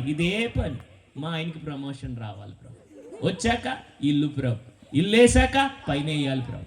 ప్రభు 2 బిడ్డలు ఇచ్చావు కదా, 2కే చెరుకో ఫ్లోర్ వేయాలి ప్రభు. ప్రియమైన దేవుని బిడ్డలారా, తృప్తి లేదు క్రైస్తవులకి, ఇశ్రాయేలీయులకి తృప్తి లేదు. మన్నా తిన్నారు, అమ్మ వారి నోట్లోనే ఉందంట ఇంకా ఆ పూరేలు మాంసం, వాళ్ళ పంటి సందునుందంట, సనుగుతున్నారంట. ఆయన దేవుడు మాకేమిచ్చాడు? ఐగుప్తుకి వెళ్తే ఉల్లిగడ్డలు ఉంటాయి, మసాలాలు ఉంటాయి, కొరడా దెబ్బలు కూడా ఉంటాయి. మరి అయితే ఎల్లు అవి చెప్పవే అంటారు. క్రీస్తులోనికి వచ్చిన తర్వాత, ప్రభువుని నమ్ముకున్న తర్వాత అన్ని కష్టాలేనండి. ముందుగా చెప్పలేదు దేవుడు అన్ని సుఖాలే ఉంటాయని ఏమైనా మోసం చేశాడా నిన్ను? ముందుగా లేదు. ముందుగానే లోకంలో మీకు శ్రమ కలుగును, అంతం వరకు సహించువాడు రక్షింపబడు. దేవునికి స్తోత్రం. దేవుడు మనకు ఒక రోజు ఇవ్వబోతున్నాడు. ఆ రోజు ఆకలి ఉండదు, బాధ ఉండదు, రోగం ఉండదు, వేదన ఉండదు, దుఃఖం ఉండదు, మరణం ఉండదు. అందుకే పౌలు అంటాడు, నేను పొందబోయే మహిమ ఎదుట ఎప్పటి కాలపు శ్రమలు ఎన్న తగినవి కాదని ఎంచుచున్నా. దేవుడిచ్చిన దాంతో తృప్తి చెందండి. ఆమేన్. దేవుడు నాకు ఒక చిన్న సంఘం ఇచ్చాడు. అప్పట్లో నేను చెప్పేది ఓ 10 సంవత్సరాల క్రితం నేను దేవునికి ఎన్నో వందనాలు చెప్పేవాడిని. ఇప్పుడు ఎంత పెద్దది ఇచ్చాడో. ఇచ్చిన దాంతో తృప్తి చెందాను కానీ పక్కన వాళ్ళ సంఘాల వైపు, పక్కన వాళ్ళ సేవ వంక చూసి నేను కుళ్ళుకునేవాడిని కాదు, అసూయపడేవాడిని కాదు. అమ్మా, దేవుడు నీకు ఏ చేస్తే దాంతో తృప్తి చెందు, ఆత్మీయంగా స్థిరంగా ఉంటావు. ఆమేన్. అందరూ ఒకే హైట్లో ఉంటారా? అందరికీ ఒకే రంగు ఉంటుందా? అందరి ముక్కులు ఒకేలాగా ఉంటాయా? అందరి జుట్టు ఒకేలాగా ఉంటుందా? ఎంతసేపు వాళ్ళు చూసి వీళ్ళు చూసి అనుకుంటావు కానీ దేవుడు నీకు ఇచ్చిన దాన్ని బట్టి నువ్వు తృప్తిగా ఉండాలి, దేవునికి వందనాలు చెప్పాలి. అదే 4వది, కృతజ్ఞత కలిగి ఉండాలి. ప్రియమైన దేవుని బిడ్డలారా, ఇలా వినండి, ఒక్క మాట చెప్తాను నేను దేవుని వాక్యంలో నుండి. నా ప్రియ దేవుని బిడ్డలారా, తృప్తి కలిగి ఇశ్రాయేలీయులు ఉన్నట్లయితే దేవుని ఉగ్రత వారి మీదకి వచ్చి ఉండేది కాదు. ప్రియమైన దేవుని బిడ్డలారా, దేవుని వాక్యం సెలవిస్తుంది, అంచె దినాల్లో ఉన్నాం. అపాయకరమైనటువంటి కాలములు ఇవి. దేవుని బిడ్డలకు కొదువులు, కష్టాలు, కరువులు ఏవైనా రానివ్వండి, కానీ దేవుడు మనకేమిచ్చాడు?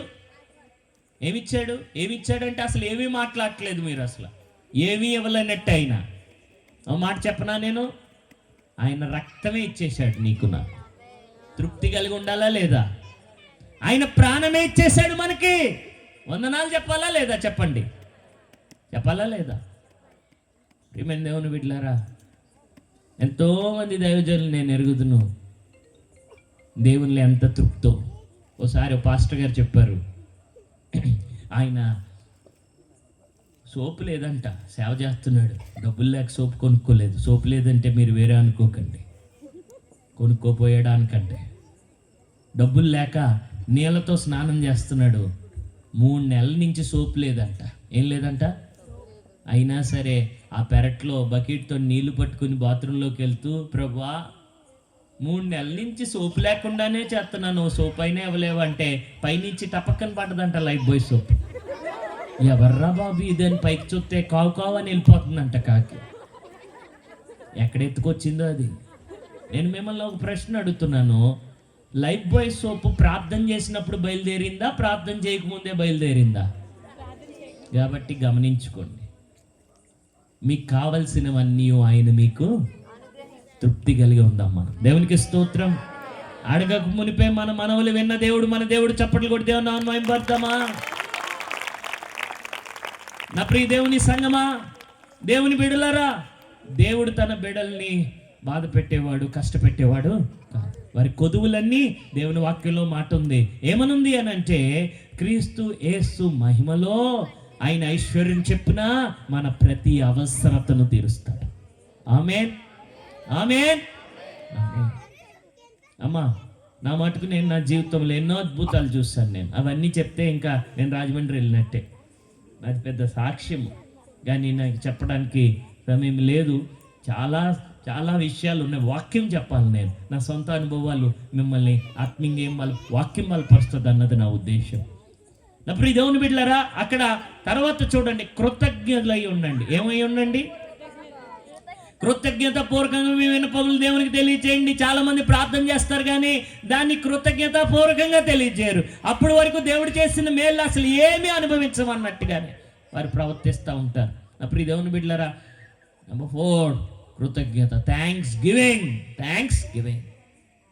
ఆ కుష్ఠరోగిని దేవుడు శుద్ధి చేసి ఏమన్నాడు? వెళ్ళి ధర్మశాస్త్రములో మోషే నియమించిన వెళ్ళి ఏం చెయ్యి? కృతజ్ఞత పూర్వకంగా నీ కానుక దేవాలయంలో చెల్లించి, దేవుడు పొందిన మేలుకి దేవునికి కృతజ్ఞతాస్తుతులు చెప్పేవాడు ఆత్మీయంగా స్థిరంగా ఉంటాడు. ఆమేన్, ఆమేన్. అమ్మా, సహోదరా, సహోదరి, ఈ మాటలు వినండి. ఒకప్పుడు ప్రజగా ఉండక మనము ప్రజ అయితిమి, ఒకప్పుడు కనికరింపబడక ఇప్పుడు కనికరింపబడుతుంది. ఆశ్చర్యకరమైన వెలుగులోనికి, ఆ చీకటిలో నుండి దేవుడు మనల్ని నడిపించాడు. ప్రియమైన దేవుని బిడ్డలరా, క్రైస్తవులరా, మనం ఎప్పుడు స్థిరంగా ఉంటామంటే మన గుండెల నిండా కృతజ్ఞత ఉన్నప్పుడు. ఆమేన్, ఆమేన్. సాధారణంగా మన గృహాల్లో కృతజ్ఞత కూడికి పెట్టుకుంటాం. ఎప్పుడు పెట్టుకుంటాం? చెప్పాలి, ఎప్పుడు పెట్టుకుంటాం? మేలు చేసినప్పుడు ఏం చేస్తాం? కృతజ్ఞత కూడికి పెట్టుకుంటామా లేదా? అప్పుడు దేవుని బిడ్డలారా, దేవుని వాక్యంలో మనం చూసినప్పుడు పౌలు శీలలంట జైల్లో పెట్టినందుకు పెట్టుకున్నారంట కూడిక. అది కూడా జైల్లో పెట్టుకున్నారంట. ఏ కూడికంట? స్తుతి కూడికంట. పాటలు పాడుతున్నారంట, రక్తాలు వచ్చేటట్టు కారుతుంటే, రక్తాలు వచ్చేటట్టు కొడితే వాళ్ళిద్దరూ, పౌలు శీలలిద్దరూ కూడా ఆ జైల్లోనే కృతజ్ఞతతో దేవుని స్తుతిస్తున్నారంట. ఎందుకు? దెబ్బలు కొట్టినందుక. నా ప్రియ దేవుని బిడ్డలారా, క్రీస్తు గొప్ప రక్షణ మనకు అనుగ్రహించాడు. దేవునికి స్తోత్రం. కృతజ్ఞులై ఉందాం. మనకి దేవుడు గొప్ప నిత్య జీవం అనుగ్రహించాడు. దేవునికి స్తోత్రం. ఓ పాట నాకు చాలా ఇష్టం. యేసయ్య నీ కృప తలంచగానే నా శ్రమలుగా అనిపించలేదే. యేసయ్య నీ కృప తలంచగానే నా శ్రమలుగా అనిపించలేదే.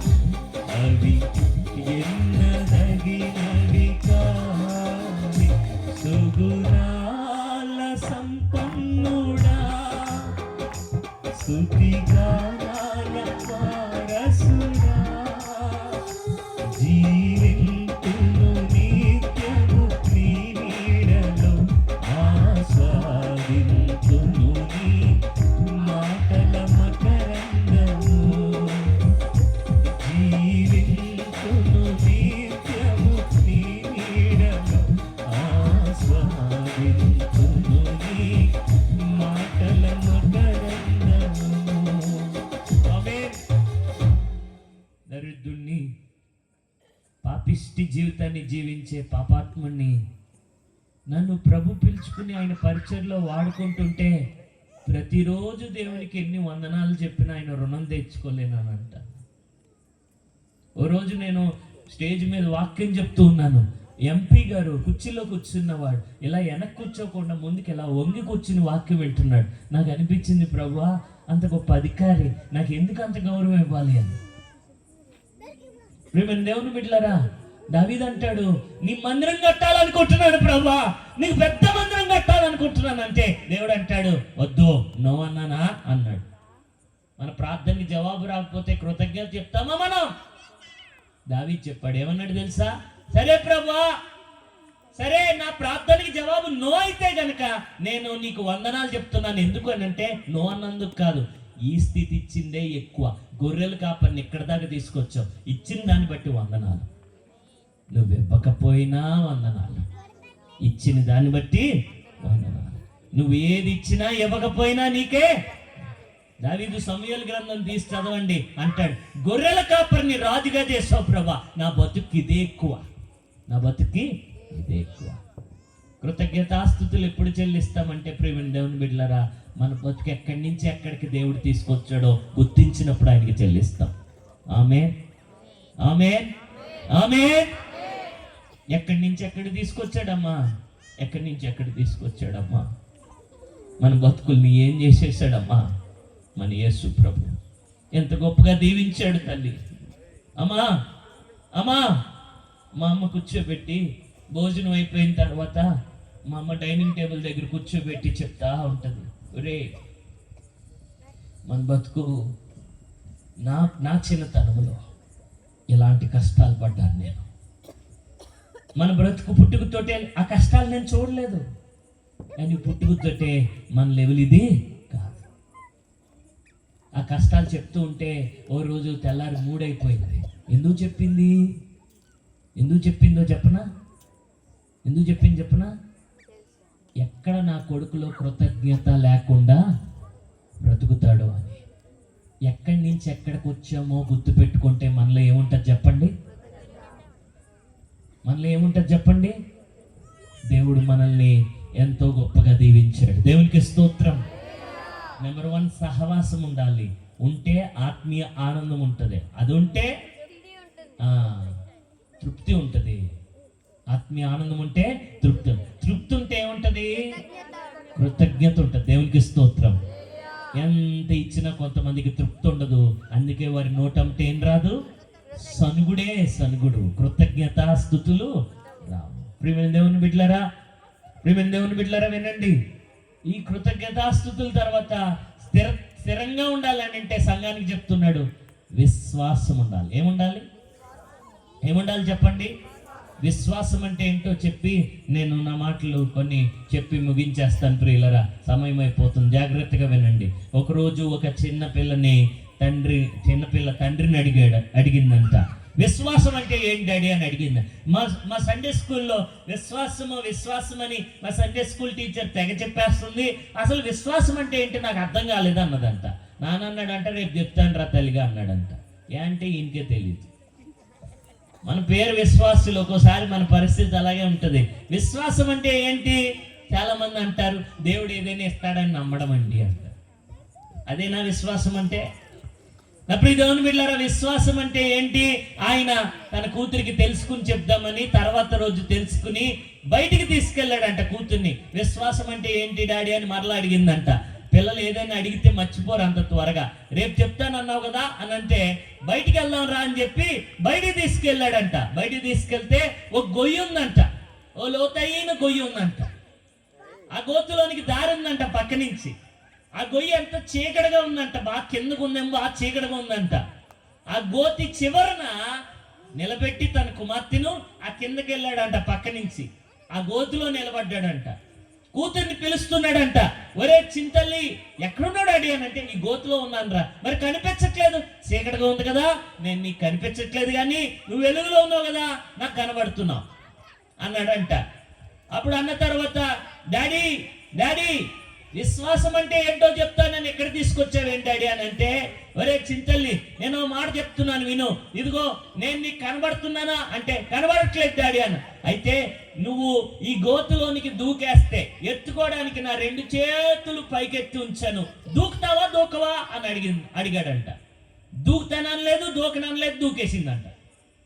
నోటితో ఏం చెప్పలేదు, ఏం చేసింది, దూకేసింది. వాళ్ళ నాన్న 2 చేతులతో గట్టిగా పట్టుకుని పైకి తీసుకొచ్చాడంటే, ఇద్దరు భలే నవ్వుకుంటున్నారంట. భలే దూకేసేవారు అంటే, భలే పట్టుకున్నాడు అని అంటుందంట. నా ప్రియదేవుని బిడ్డలారా, పైకి వచ్చాక ఆ గోతులోనికి చూసి, ఇప్పుడు దూకమంటే దూకుతావా? మరి ఇందాకెందుకు దూకావు? మా నాన్న దూకేమంటే దూకేస్తా. నా ప్రియదేవుని బిడ్డలారా, విశ్వాసం అంటే ఏంటో చెప్పనారా చిన్నోడా? నేను కనబడకపోయినా నా మాట నమ్మి దూకుతావా దూకవా అని అంటే, దూకేసావు చూసావా, అదే విశ్వాసం అంటే అన్నదంట. దేవునికి స్తోత్రం. ప్రియులరా, ఆత్మీయంగా స్థిరంగా ఉండాలి అని అంటే ఏముండాలి చెప్పండి? షడ్రక్ మేషక్ అబేద్నెగోలు అంటారు, అగ్నిగుణంలో పడేసే ముందు ఆ వాళ్ళ నోటముట వచ్చిన మాట ఏంటి? మా దేవుడు మమ్మల్ని రక్షిస్తాడు. ఆమేన్. ఏడి ఎక్కడున్నాడో మాకు కనబడ్డు కానీ రక్షించకపోయినా సరే, దేవునికి స్తోత్రం. విశ్వాసం అంటే ప్రియమైన దేవుని బిడ్డలారా, అడిగింది దేవుడు ఇస్తాడన్న నమ్మకం కాదు. విశ్వాసం అంటే ఏంటో చెప్పనా? విశ్వాసం అంటే ఏంటో చెప్పనా? నా ప్రియ దేవుని బిడ్డలారా, ఆయన యందు నమ్మిక ఉంచడం అంటే, ఒక మాటలో చెప్తున్నాను వినండి, ఆయనను నమ్మడం. విశ్వాసం అంటే ఏంటి? ఆయన ఇస్తాడని, చేస్తాడని, ఆయనను నమ్మడం. ఆయన నమ్ముతున్నారా? స్థిరంగా ఉంటారు. దేవునికి స్తోత్రం. నా ప్రియ దేవుని బిడ్డలారా, తర్వాత ఫిలిప్పీలకు రాసిన పత్రికలో మీరు చూస్తే ఆ క్రింద ఈ మాట 8వ వచనం ఒకటి చూడండి.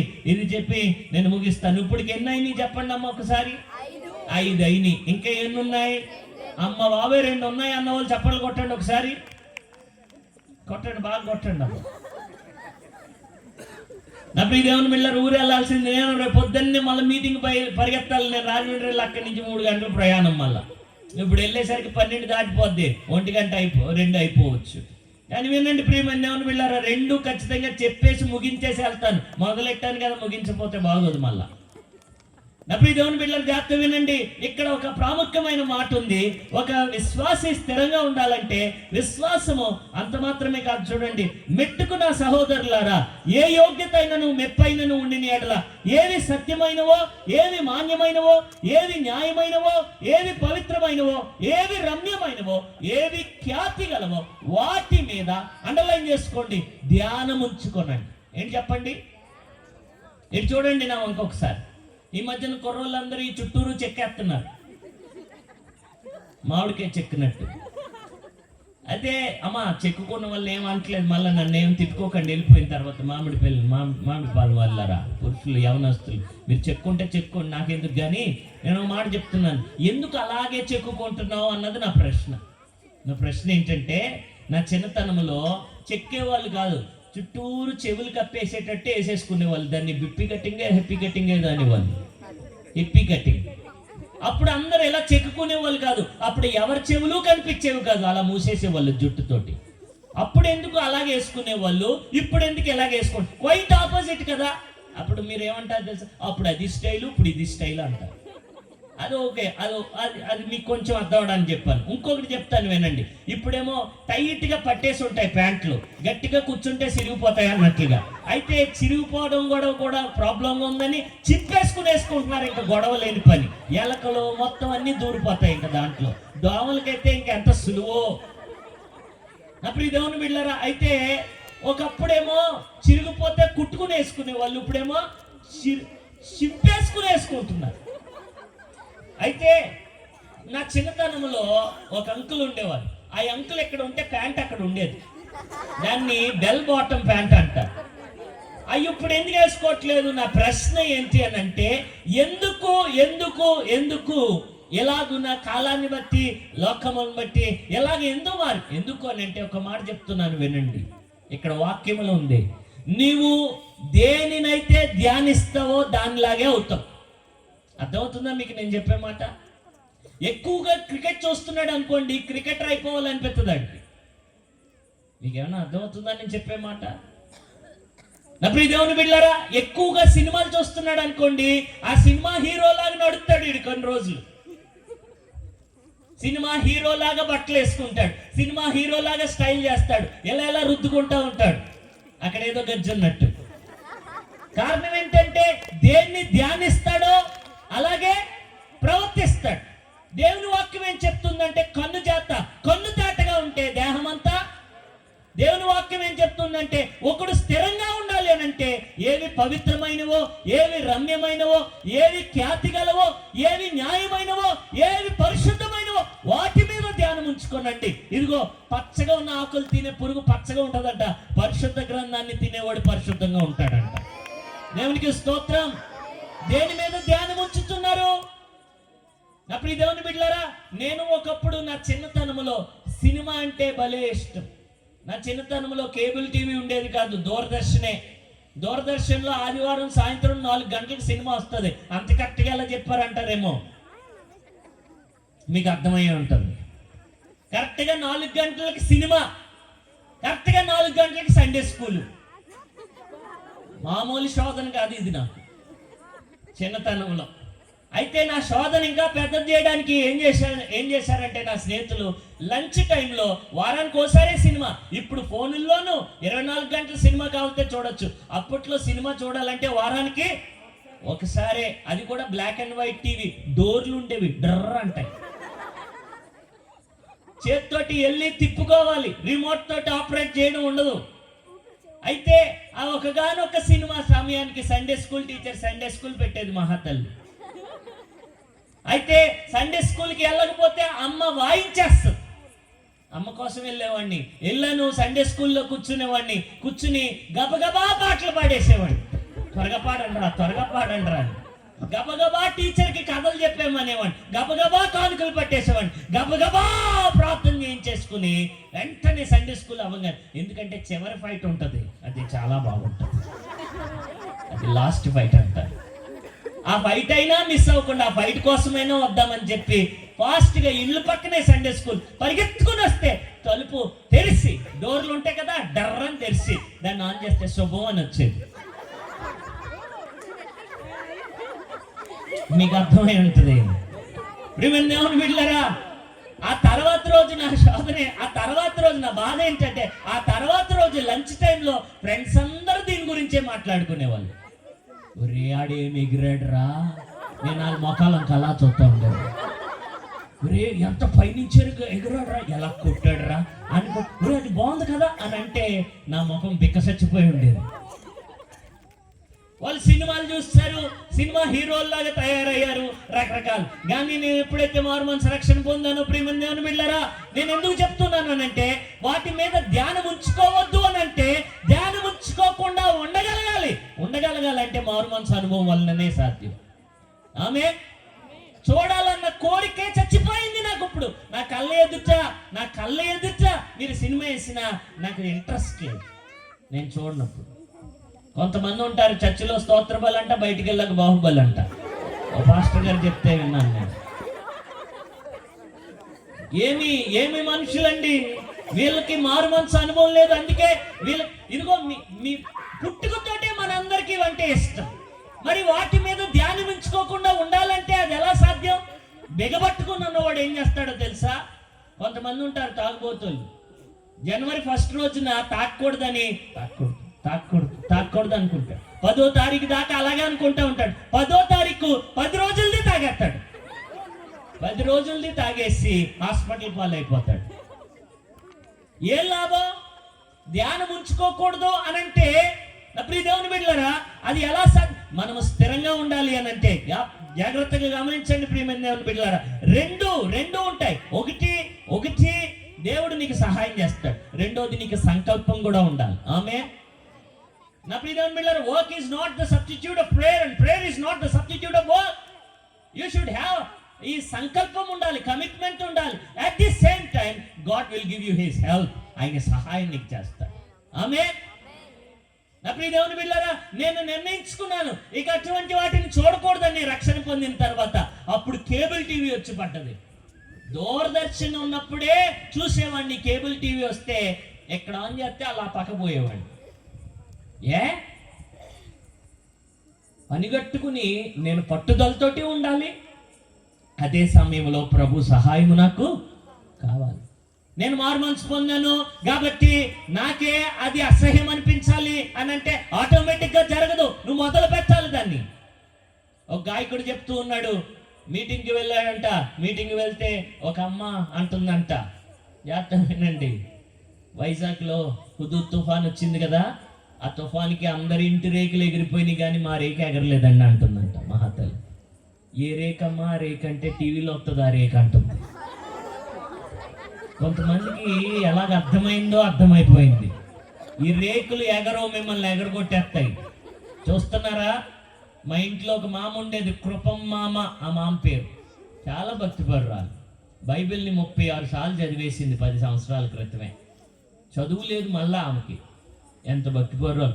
బైబిల్లో అక్కడ అడప అండర్లైన్ చేస్తాం. ఆవిడ బైబిల్ అంతా అండర్లైన్ చేసి ఉంటుంది. ఎందుకే మామ మొత్తం అండర్లైన్ చేసి పడేసావు అని అన్నాడు ఒక ఆయన ఒకసారి. అంత ఇష్టం వాక్యం అంటే ఆవిడకి.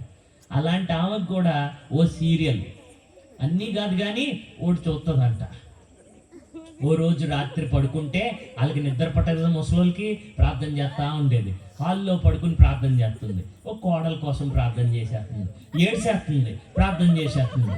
నేను ఉదయం లేసాక అన్నాను, మామ నీకు కూతుర్లే కదా, కొడుకులు లేరు కదా, కోడలు ఎక్కడి నుంచి వచ్చిందే, ఏ కోడల కోసం ప్రార్థన చేస్తున్నావు అంటే, బాబా ఆ కోడల్ని ఏడిపించేస్తున్నారు బాబా. ఏ కోడలే మామ అన్నా. అదే బాబా ఆ కోడలు. బాబా ఏ కోడలే అని అంటే ఆ కోడలే. ఇంకొక ఆవిడ అంటుందంట, కోవిడ్లో అందరి ఇంటి దీపాలు ఆరిపోయినాయి కానీ మా దీపం ఆరిపోలేదు అంటున్నా. మామూలు దీపం కాదు ఈ దీపం. ఈ దీపం ఆరదు, మీ దీపాలు ఆరిపోతుంది, జాగ్రత్త. ఇటువంటి దీపాలు, రేకులు అమ్మా ఉన్నాయా జీవితాల్లో? ఓ రోజు నేను షాప్కి వెళ్ళాను. షాప్లో కుర్రోడు ఉన్నాడు. వాడిని ఒక వైపు నుంచి వస్తే గుండెందు, ఇంకో వైపు నుంచి వెళ్ళి చూస్తే జుట్టు ఉంది. ఇదేమిరా ఒరే, ఇందాక చూసింది నీ మొక్కమేనా అని డౌట్ వచ్చి, తమ్ముడు ఒకసారి ఎలా చూడన్నాను. ఆ జుట్టుని ఆ గుండు వైపు ఎలా కవర్ ఏంటనియా అంటున్నాడు. అంటే ఏంట్రా ఇది ఉడతలు తాటెంకలాగా ఏంట్రా ఇది అని అంటే, మా అమ్మ మంచి పేరు పెడుతుంది అలాంటిది. పచ్చడిబద్దలా ఉందండి మా డ్రైవర్. ఒకసారి నెత్తి మీద ఎంత ఉంచుకుని ముగ్గులు చుట్టూరు గొరికేస్తే పచ్చడిబద్దలా ఉంది ఏంట్రా తలకాయ అన్న. ఇలాంటి పేరు పెట్టడంలో మా అమ్మ మంచి.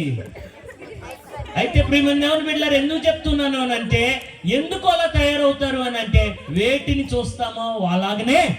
అందుకే దేవుడు విగ్రహారాధన వద్దను. ఎందుకో తెలుసా? నువ్వు దేన్ని ఆరాధిస్తావో అలాగే తయారవుతావు. నువ్వు దేవుణ్ణి ఆరాధిస్తే దేవుడిలాగా అవుతావు. అందుకే దేవుడు అన్నాడు, దేనిని చేసుకొనొద్దు, దేనికి మొక్కొద్దు అన్నాడు. ఎందుకనంటే మనం దేన్నైతే వర్షిప్ చేస్తామో, దేన్నైతే ఆరాధిస్తామో దానిలాగే తయారవుతాం. కొంతమంది వారిని వాళ్ళే పూజించుకుంటారు, ఆరాధించుకుంటారు. అద్దంలో చూసుకుంటారు, బాగున్నాను కదా, అందరికంటే బాగున్నాను కదా, నా డబ్బు చూడు, నా దర్పం చూడు, నా చదువు చూడు, నా జ్ఞానం చూడు. వారిని వారే పొగుడుకుంటారు, వారిని వారే ఆరాధించుకుంటారు. దేవుడు లాగా అవ్వాలంటే మనము దేవుణ్ణి ఆరాధించాలి. దేవునికి స్తోత్రం. ధ్యానించుడి. వేటిని ధ్యానించాలి? దైవ వాక్యాన్ని, దేవుని గురించిన విషయాలు ఎన్నో మనకి. దేవుడు అంటాడు, నేను ఎవని యందు ఆనందిస్తున్నానంటే ఇర్మియా గ్రంథంలో ఉంటుంది, నన్ను పరిశీలనగా తెలుసుకుని యందు నేను ఆనందించుచున్నాను. దేవునికి స్తోత్రం. బైబిల్ ఎందుకు చదవాలి? ఆయన్ని తెలుసుకోవడానికి. దేవునికి స్తోత్రం. ఆఖరిది ప్రియులరా, 7వది ఇది చెప్పి వెళ్ళిపోతాను. అమ్మయ్య అన్న వాళ్ళు గట్టిగా చప్పట్లు కొట్టండి. అప్పుడు ఈ దేవుని బిడ్డలారా, వింటున్న వారులారా, ఆసక్తితో వింటున్న వారులారా, మీరు ప్రభు రాకడ వరకు స్థిరులుగా ఉందురుగాక. ప్రభు రాకడ వరకు స్థిరులై ఉండుటకు పరిశుద్ధాత్మ దేవుడు మీకు సహాయం చేయునుగాక. కాబట్టి ప్రియమైన పిల్లలు ఎంత గట్టిగా ఆమెన్ అన్నారో అంత గట్టిగా ఈరోజు 7 విషయాల్ని మీ మనసులో గుర్తుపెట్టుకుని నెమరు వేసుకుంటూ దాని ప్రకారం జీవించాలి. ప్రియమైన బిడ్డలారా, ఆఖరిది విధేయత. ఆ క్రింద వచనాలు చదవండి, సమయం లేక నేను వాటన్నిటిని చదివించడం లేదు. విధేయత అందరూ చెప్పండి, ఏంటి విధేయత? గుర్తుపెట్టుకోండి, ఒక దైవజనుడు ఏమన్నాడంటే, వయసు పెరగడం వల్ల పరిపక్వత రాదు, విధేయత చూపించడం వల్లే పరిపక్వత వస్తుంది ఆత్మీయ జీవితంలో అన్నాడు. ఆమేన్, ఆమేన్. ఒక ఆయన మిషనరీ భారతదేశానికి వస్తున్నాడు. ఆయన పేరు స్టాన్లీ జోన్స్. మీరు ఎవరైనా వినే ఉంటారు, ఇండియా దేశానికి వచ్చిన missionary Stanley Jones. Stanley Jones ఒకసారి ఇండియాకి ఫ్లైట్ లో వస్తుంటే పరిచయ నిమిత్తము దేవుడు అన్నాడంటే ఆ ఫ్లైట్ ఎక్కొద్దు అన్నాడంట. ఫ్లైట్ ఎక్కొద్దంటే ఆ స్టాన్లీ జోన్స్ ఆగిపోయాడంట ఎక్కకుండా. అయితే ఆ ఫ్లైట్ లో ఉన్నటువంటి వారందరూ ఆ ఫ్లైట్ తో పాటు కూలిపోయి చనిపోయారంట. స్టాన్లీ జోన్స్ తర్వాత ఫ్లైట్ క్యాచ్ చేసి ఇండియా వచ్చి తోటి మిషనరీలతో ఎలా అన్నాడంట, ఏమన్నానంటే, అయ్యో ఆ విమానం నేను ఎక్కాల్సింది, దేవుడు నన్ను ఎక్కొద్దన్నాడు, అందుకే నేను ఆగిపోయాను. ఆ విమానం మా దారిలోనే కూలిపోయింది, నేను తర్వాత ఫ్లైట్ లో వచ్చాను, దేవుడు నన్ను కాపాడాడని అంటే తోటి మిషనరీలు అన్నారంట, నీకు ఒక్కడికే చెప్పాడా దేవుడు, వాళ్ళు ఎవ్వరికీ చెప్పలేదంటావా అన్నారంట. అప్పుడు ఆయన ఏమన్నాడంటే తెలుసా, నేను అలాగనను కానీ బహుశా విన్నవాడిని నేను ఒక్కడినేనేమో అన్నాడంట. బహుశా ఐ డోంట్ మీన్ ఇట్, నేను అలాగానే అనుకోవడం లేదు, నేను అలాగానే అంటలేదు. నేను ఏమని అంటున్నానంటే, దేవుడు నాకు ఒక్కడికే చెప్పాడని అంటలే, బహుశా విన్నవాడిని నేను ఒక్కడినే. మీటింగ్ వచ్చిన వారులారా, 3 రోజులు వాక్యాలు విన్నవారులారా, వింటామంటే చెవులతో వింటాం కాదు. ఇశ్రాయేల్ దేశంలో ఇశ్రాయేలీల భాషలో వింటానికో పదం, విధేయతకో పదం లేదు. వాళ్ళకేంటో భాషలో ఒకటే పదం, రెండిట్లకి, వింటానికి విధేయత చూపించు అంటానికి ఒకటే పదం, అది షమ్మా. ఓ ఇశ్రాయేలు వినుము అంటే కేవలం చెవులతో వినమని కాదు, విధేయత చూపించు. మీటింగ్కి వస్తున్న వారులారా, వాక్యాలు వింటున్న వారులారా, దేవునికి విధేయత చూపించండి, స్థిరంగా ఉంటారు. చాలా లోతైన విషయం ఇది. విధేయత గురించి చెప్పాలంటే ఇంకా పెద్ద ప్రసంగం అయిపోతుంది. కానీ నేను ముగిస్తూ నేను ఆఖరిగా ఒకటే చెప్తున్నాను, జాగ్రత్తగా వినండి ప్రియమైన దేవుని బిడ్డలారా. ప్రభు చివరికి వచ్చేసరికి మనల్ని ఒకటే అడుగుతాడు, మన జీవితంలో ఆయనకి ఎంత విధేయత చూపించాం. ప్రియమైన దేవుని బిడ్డలారా, యేసు ప్రభు జీవితంలో మనకి కనిపించేది ఏంటంటే విధేయత. ఏంటి చెప్పండి, విధేయత. నా ప్రియ దేవుని బిడ్డలారా, యేసు ప్రభు ఆయన మహిమను విడిచిపెట్టి తండ్రితో సమానముగా ఉండుట విడిచిపెట్టకూడని భాగ్యమని ఎంచుకొని దాసుని స్వరూపము ధరించి రిక్తునిగా, అక్కడ ఉంటుంది వాక్యములో, ఫిలిప్పీయులకు రాసిన పత్రిక 2వ అధ్యాయంలో, క్రీస్తు యేసునకు కలిగిన ఈ మనస్సు మీరును. ఇంతకీ అది ఎలాంటి మనసు అంటే, సిలువ మరణము పొందినంతగా తండ్రి చిత్తమునకు విధేయత చూపించాడు. దేవునికి స్తోత్రం. ఏ మనసు? మనసు విధేయత మనసు. ఏ మనసు? విధేయతకే అర్థము చెప్పిన వినయ మనస్కుడా, విధేయులుగా ఉండ మాదిరి చూపిన మనుజ కుమారుడా. దేంట్లో మాదిరి చూపించాడు యేసయ్య మనకి? దేంట్లోమా? ఆదాము అవ్వలు ఎందుకు పాపంలో పడిపోయారు? What is the sin? Disobedience is the sin. What is sin? పాపం అంటే ఏంటి? అవిధేయత పాపం. అవిధేయతను బట్టి దేవుడిచ్చిన రాజ్యాధికారాన్ని ఆదాము కోల్పోయాడు, సౌలు తన అధికారాన్ని కోల్పోయాడు. ప్రియ దేవుని బిడ్డలారా, అందుకే సమూయేలు అంటాడు, బలులు అర్పించడం కంటే, పాటలు పాడడం కంటే, ఆరాధన చేయడం కంటే, ప్రసంగాలు చేయడం కంటే మాట వినుట చూపిస్తారా? విధేయత అంటే ప్రియులారా, చెప్పింది చేయడమే కాదు, చెప్పినప్పుడు చేయడం. మా నాన్నగారి ఇంటికి వచ్చి గ్లాస్తో కొంచెం మంచినీళ్ళు ఇవ్వబాబు అంటే గంట తర్వాత పట్టుకెళ్ళిపోయి ఇచ్చాను. ఏమంటాడు? చెప్పింది చేయడమే కాదు, చెప్పినప్పుడు చేయడం. మూడవది, చెప్పింది చేయడము, చెప్పినప్పుడు చేయడమే కాదు, నీకు ఇష్టం ఉన్నా లేకపోయినా చేయడం. ఆమేన్. మరియా దేవునికి విధేయత చూపిస్తే ఎలా అంటది? ప్రభు దాసురాలను, నీ మాట చెప్పును నాకు జరుగునుగా. రాళ్ళతో కొట్టి చంపేసినా పర్వాలేదు, నేను కన్యకును, నేను గర్భవతి అయితే ఇశ్రాయేల్ దేశంలో యోధ మత ప్రకారము పెళ్ళవకుండా ఎవరైనా గర్భవతి అయితే రాళ్ళతో కొట్టి చంపేసే అవకాశము, అధికారము ఉంది. అయితే ప్రియమైన దేవుని బిడ్డలారా, ఎంతో కష్టమున్నా ప్రమాదం ఉన్నా దేవుడు చెప్పిన మాటకి ఏమన్నదే, నీ మాట చెప్పిన నాకు, దాన్ని అంటారు, అక్కడ ఉంటది ప్రభు దాసురాలని తెలుగులో ఉంది కానీ ఇంగ్లీష్ లో బాండ్ సర్వెంట్ అంటే కట్టు బానిస. దాని మీద డాన్ మోయిన్ అనే భక్తుడు ఓ చక్కని పాట రాశాడు. Be unto me according to your word, according to your promises, I will stand secure. Carve upon my heart the truth that sets me free, according to your word, oh Lord, be it unto me. నీ మాట చెప్పి నాకు జరుగును గాక, నీ వాగ్దానాలు నాకు ఉన్నాయి. ఆమేన్. ఓ భక్తుడు ఇలా అంటాడు, నా వంక చూడండి, దేవుడు గనక నిన్ను లోయ చివర నిలబడినప్పుడు లోయలోనికి కాలేసేయమంటే వేసేయి, అయితే అప్పటికప్పుడు నేలైనా పుట్టుకుని వస్తుంది, లేకపోతే ఎగటానికి రెక్కలైనా ఇచ్చేస్తాడు ఆయన. దాన్ని చెప్పింది చేసే అన్నాడు. దేవునికి స్తోత్రం. Either God can create soil underneath your foot, or else He can give you wings to fly. If God tells you to take a step into the valley, లోయలోకి కాల్ వేసేయమంటే వేసే, ఆయన చూసుకుంటాడు మిగిలింది. దేవునికి స్తోత్రం. మనకు అర్థమైనా అర్థమైపోయింది. ఇలాంటి అడవిలో టెంట్ వేసుకుని అలా ఉన్నప్పుడు ఒక్క లైట్ కూడా ఉండేది కాదు ప్రియులరా. చీకట్లో చాపేసుకుని సేవ అక్కడ మొదలు పెట్టమంటే అక్కడ మొదలు పెట్టారు. ఆ దూరం ఒక చిన్న లైట్ కనబడుతుంది సరే, అలాగ ఒకే ఒక లైట్ ఉండేది, మిగిలిన అంత అంధకారం. ఆ చాపేసుకున్న చోట ఇప్పుడు వేల మంది వస్తున్నారు. దేవునికి స్తోత్రం. ఆయన అక్కడే పెట్టమన్నాడు, అక్కడే పెట్టారు. అందరు నవ్వారు, ఊరు చివరు పెట్టాడు ఎవడొస్తాడని. ఇప్పుడు అందరూ ఏమంటున్నారు తెలుసా, మంచి తెలివైనోడే, ఫ్యూచర్ ఆలోచించి పెట్టాడంట.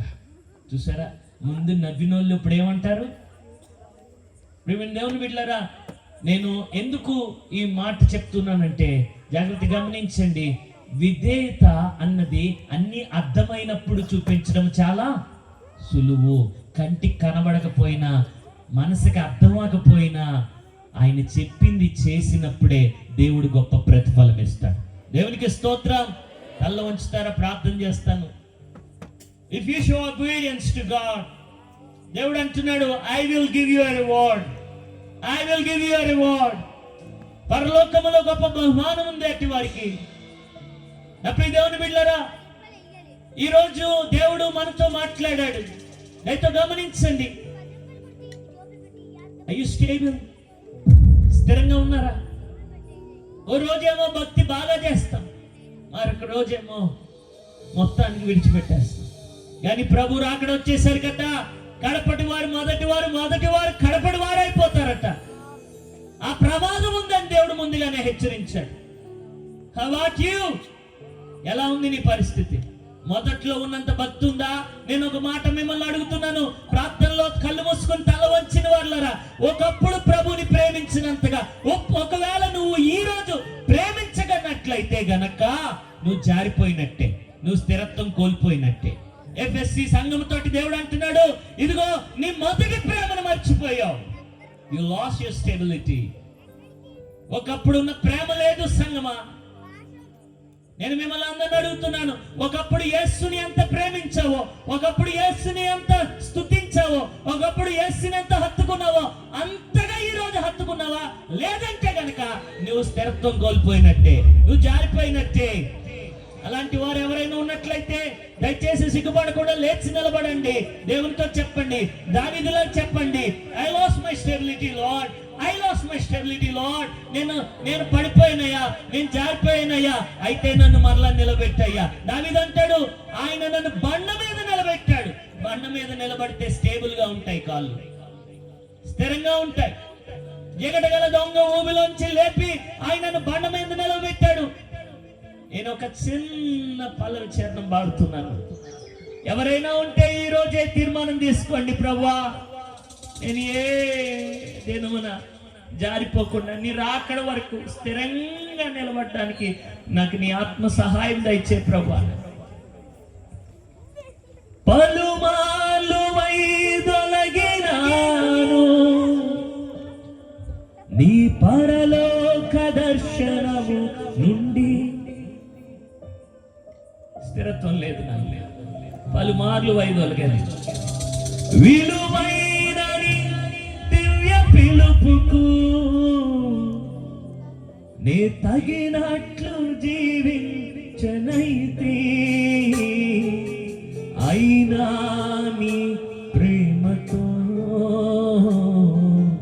నన్ను దరి చేసిన,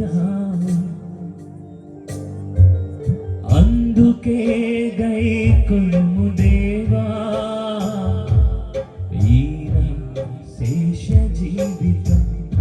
అయినా ఇంకా ప్రేమిస్తా, అయినా నీ ప్రేమతో నన్ను దరి చేసిన, అందుకే దేవా, అందుకే గైకొనుము దేవా. ఇంకెవరైనా ఉన్నారా నిలబడిన వాళ్ళారా? మీరు యథార్థంగా ఒప్పుకుంటున్నారు, దేవుడు ఎట్టి వారిని మెచ్చుకుంటాడు. దేవా నా జీవితం ఆపాదమస్తకం నీకంకితం. అప్పగించండి మన సొంత శక్తితో, మన సొంత బలముతో చివరి వరకు రాకడ వరకు మనం నిలబడలేము. ఆయనకి ఇచ్చేద్దాం మరొకసారి. పలుమార్లు వైదొలగినాను నీ పరలోక దర్శనము నుండి,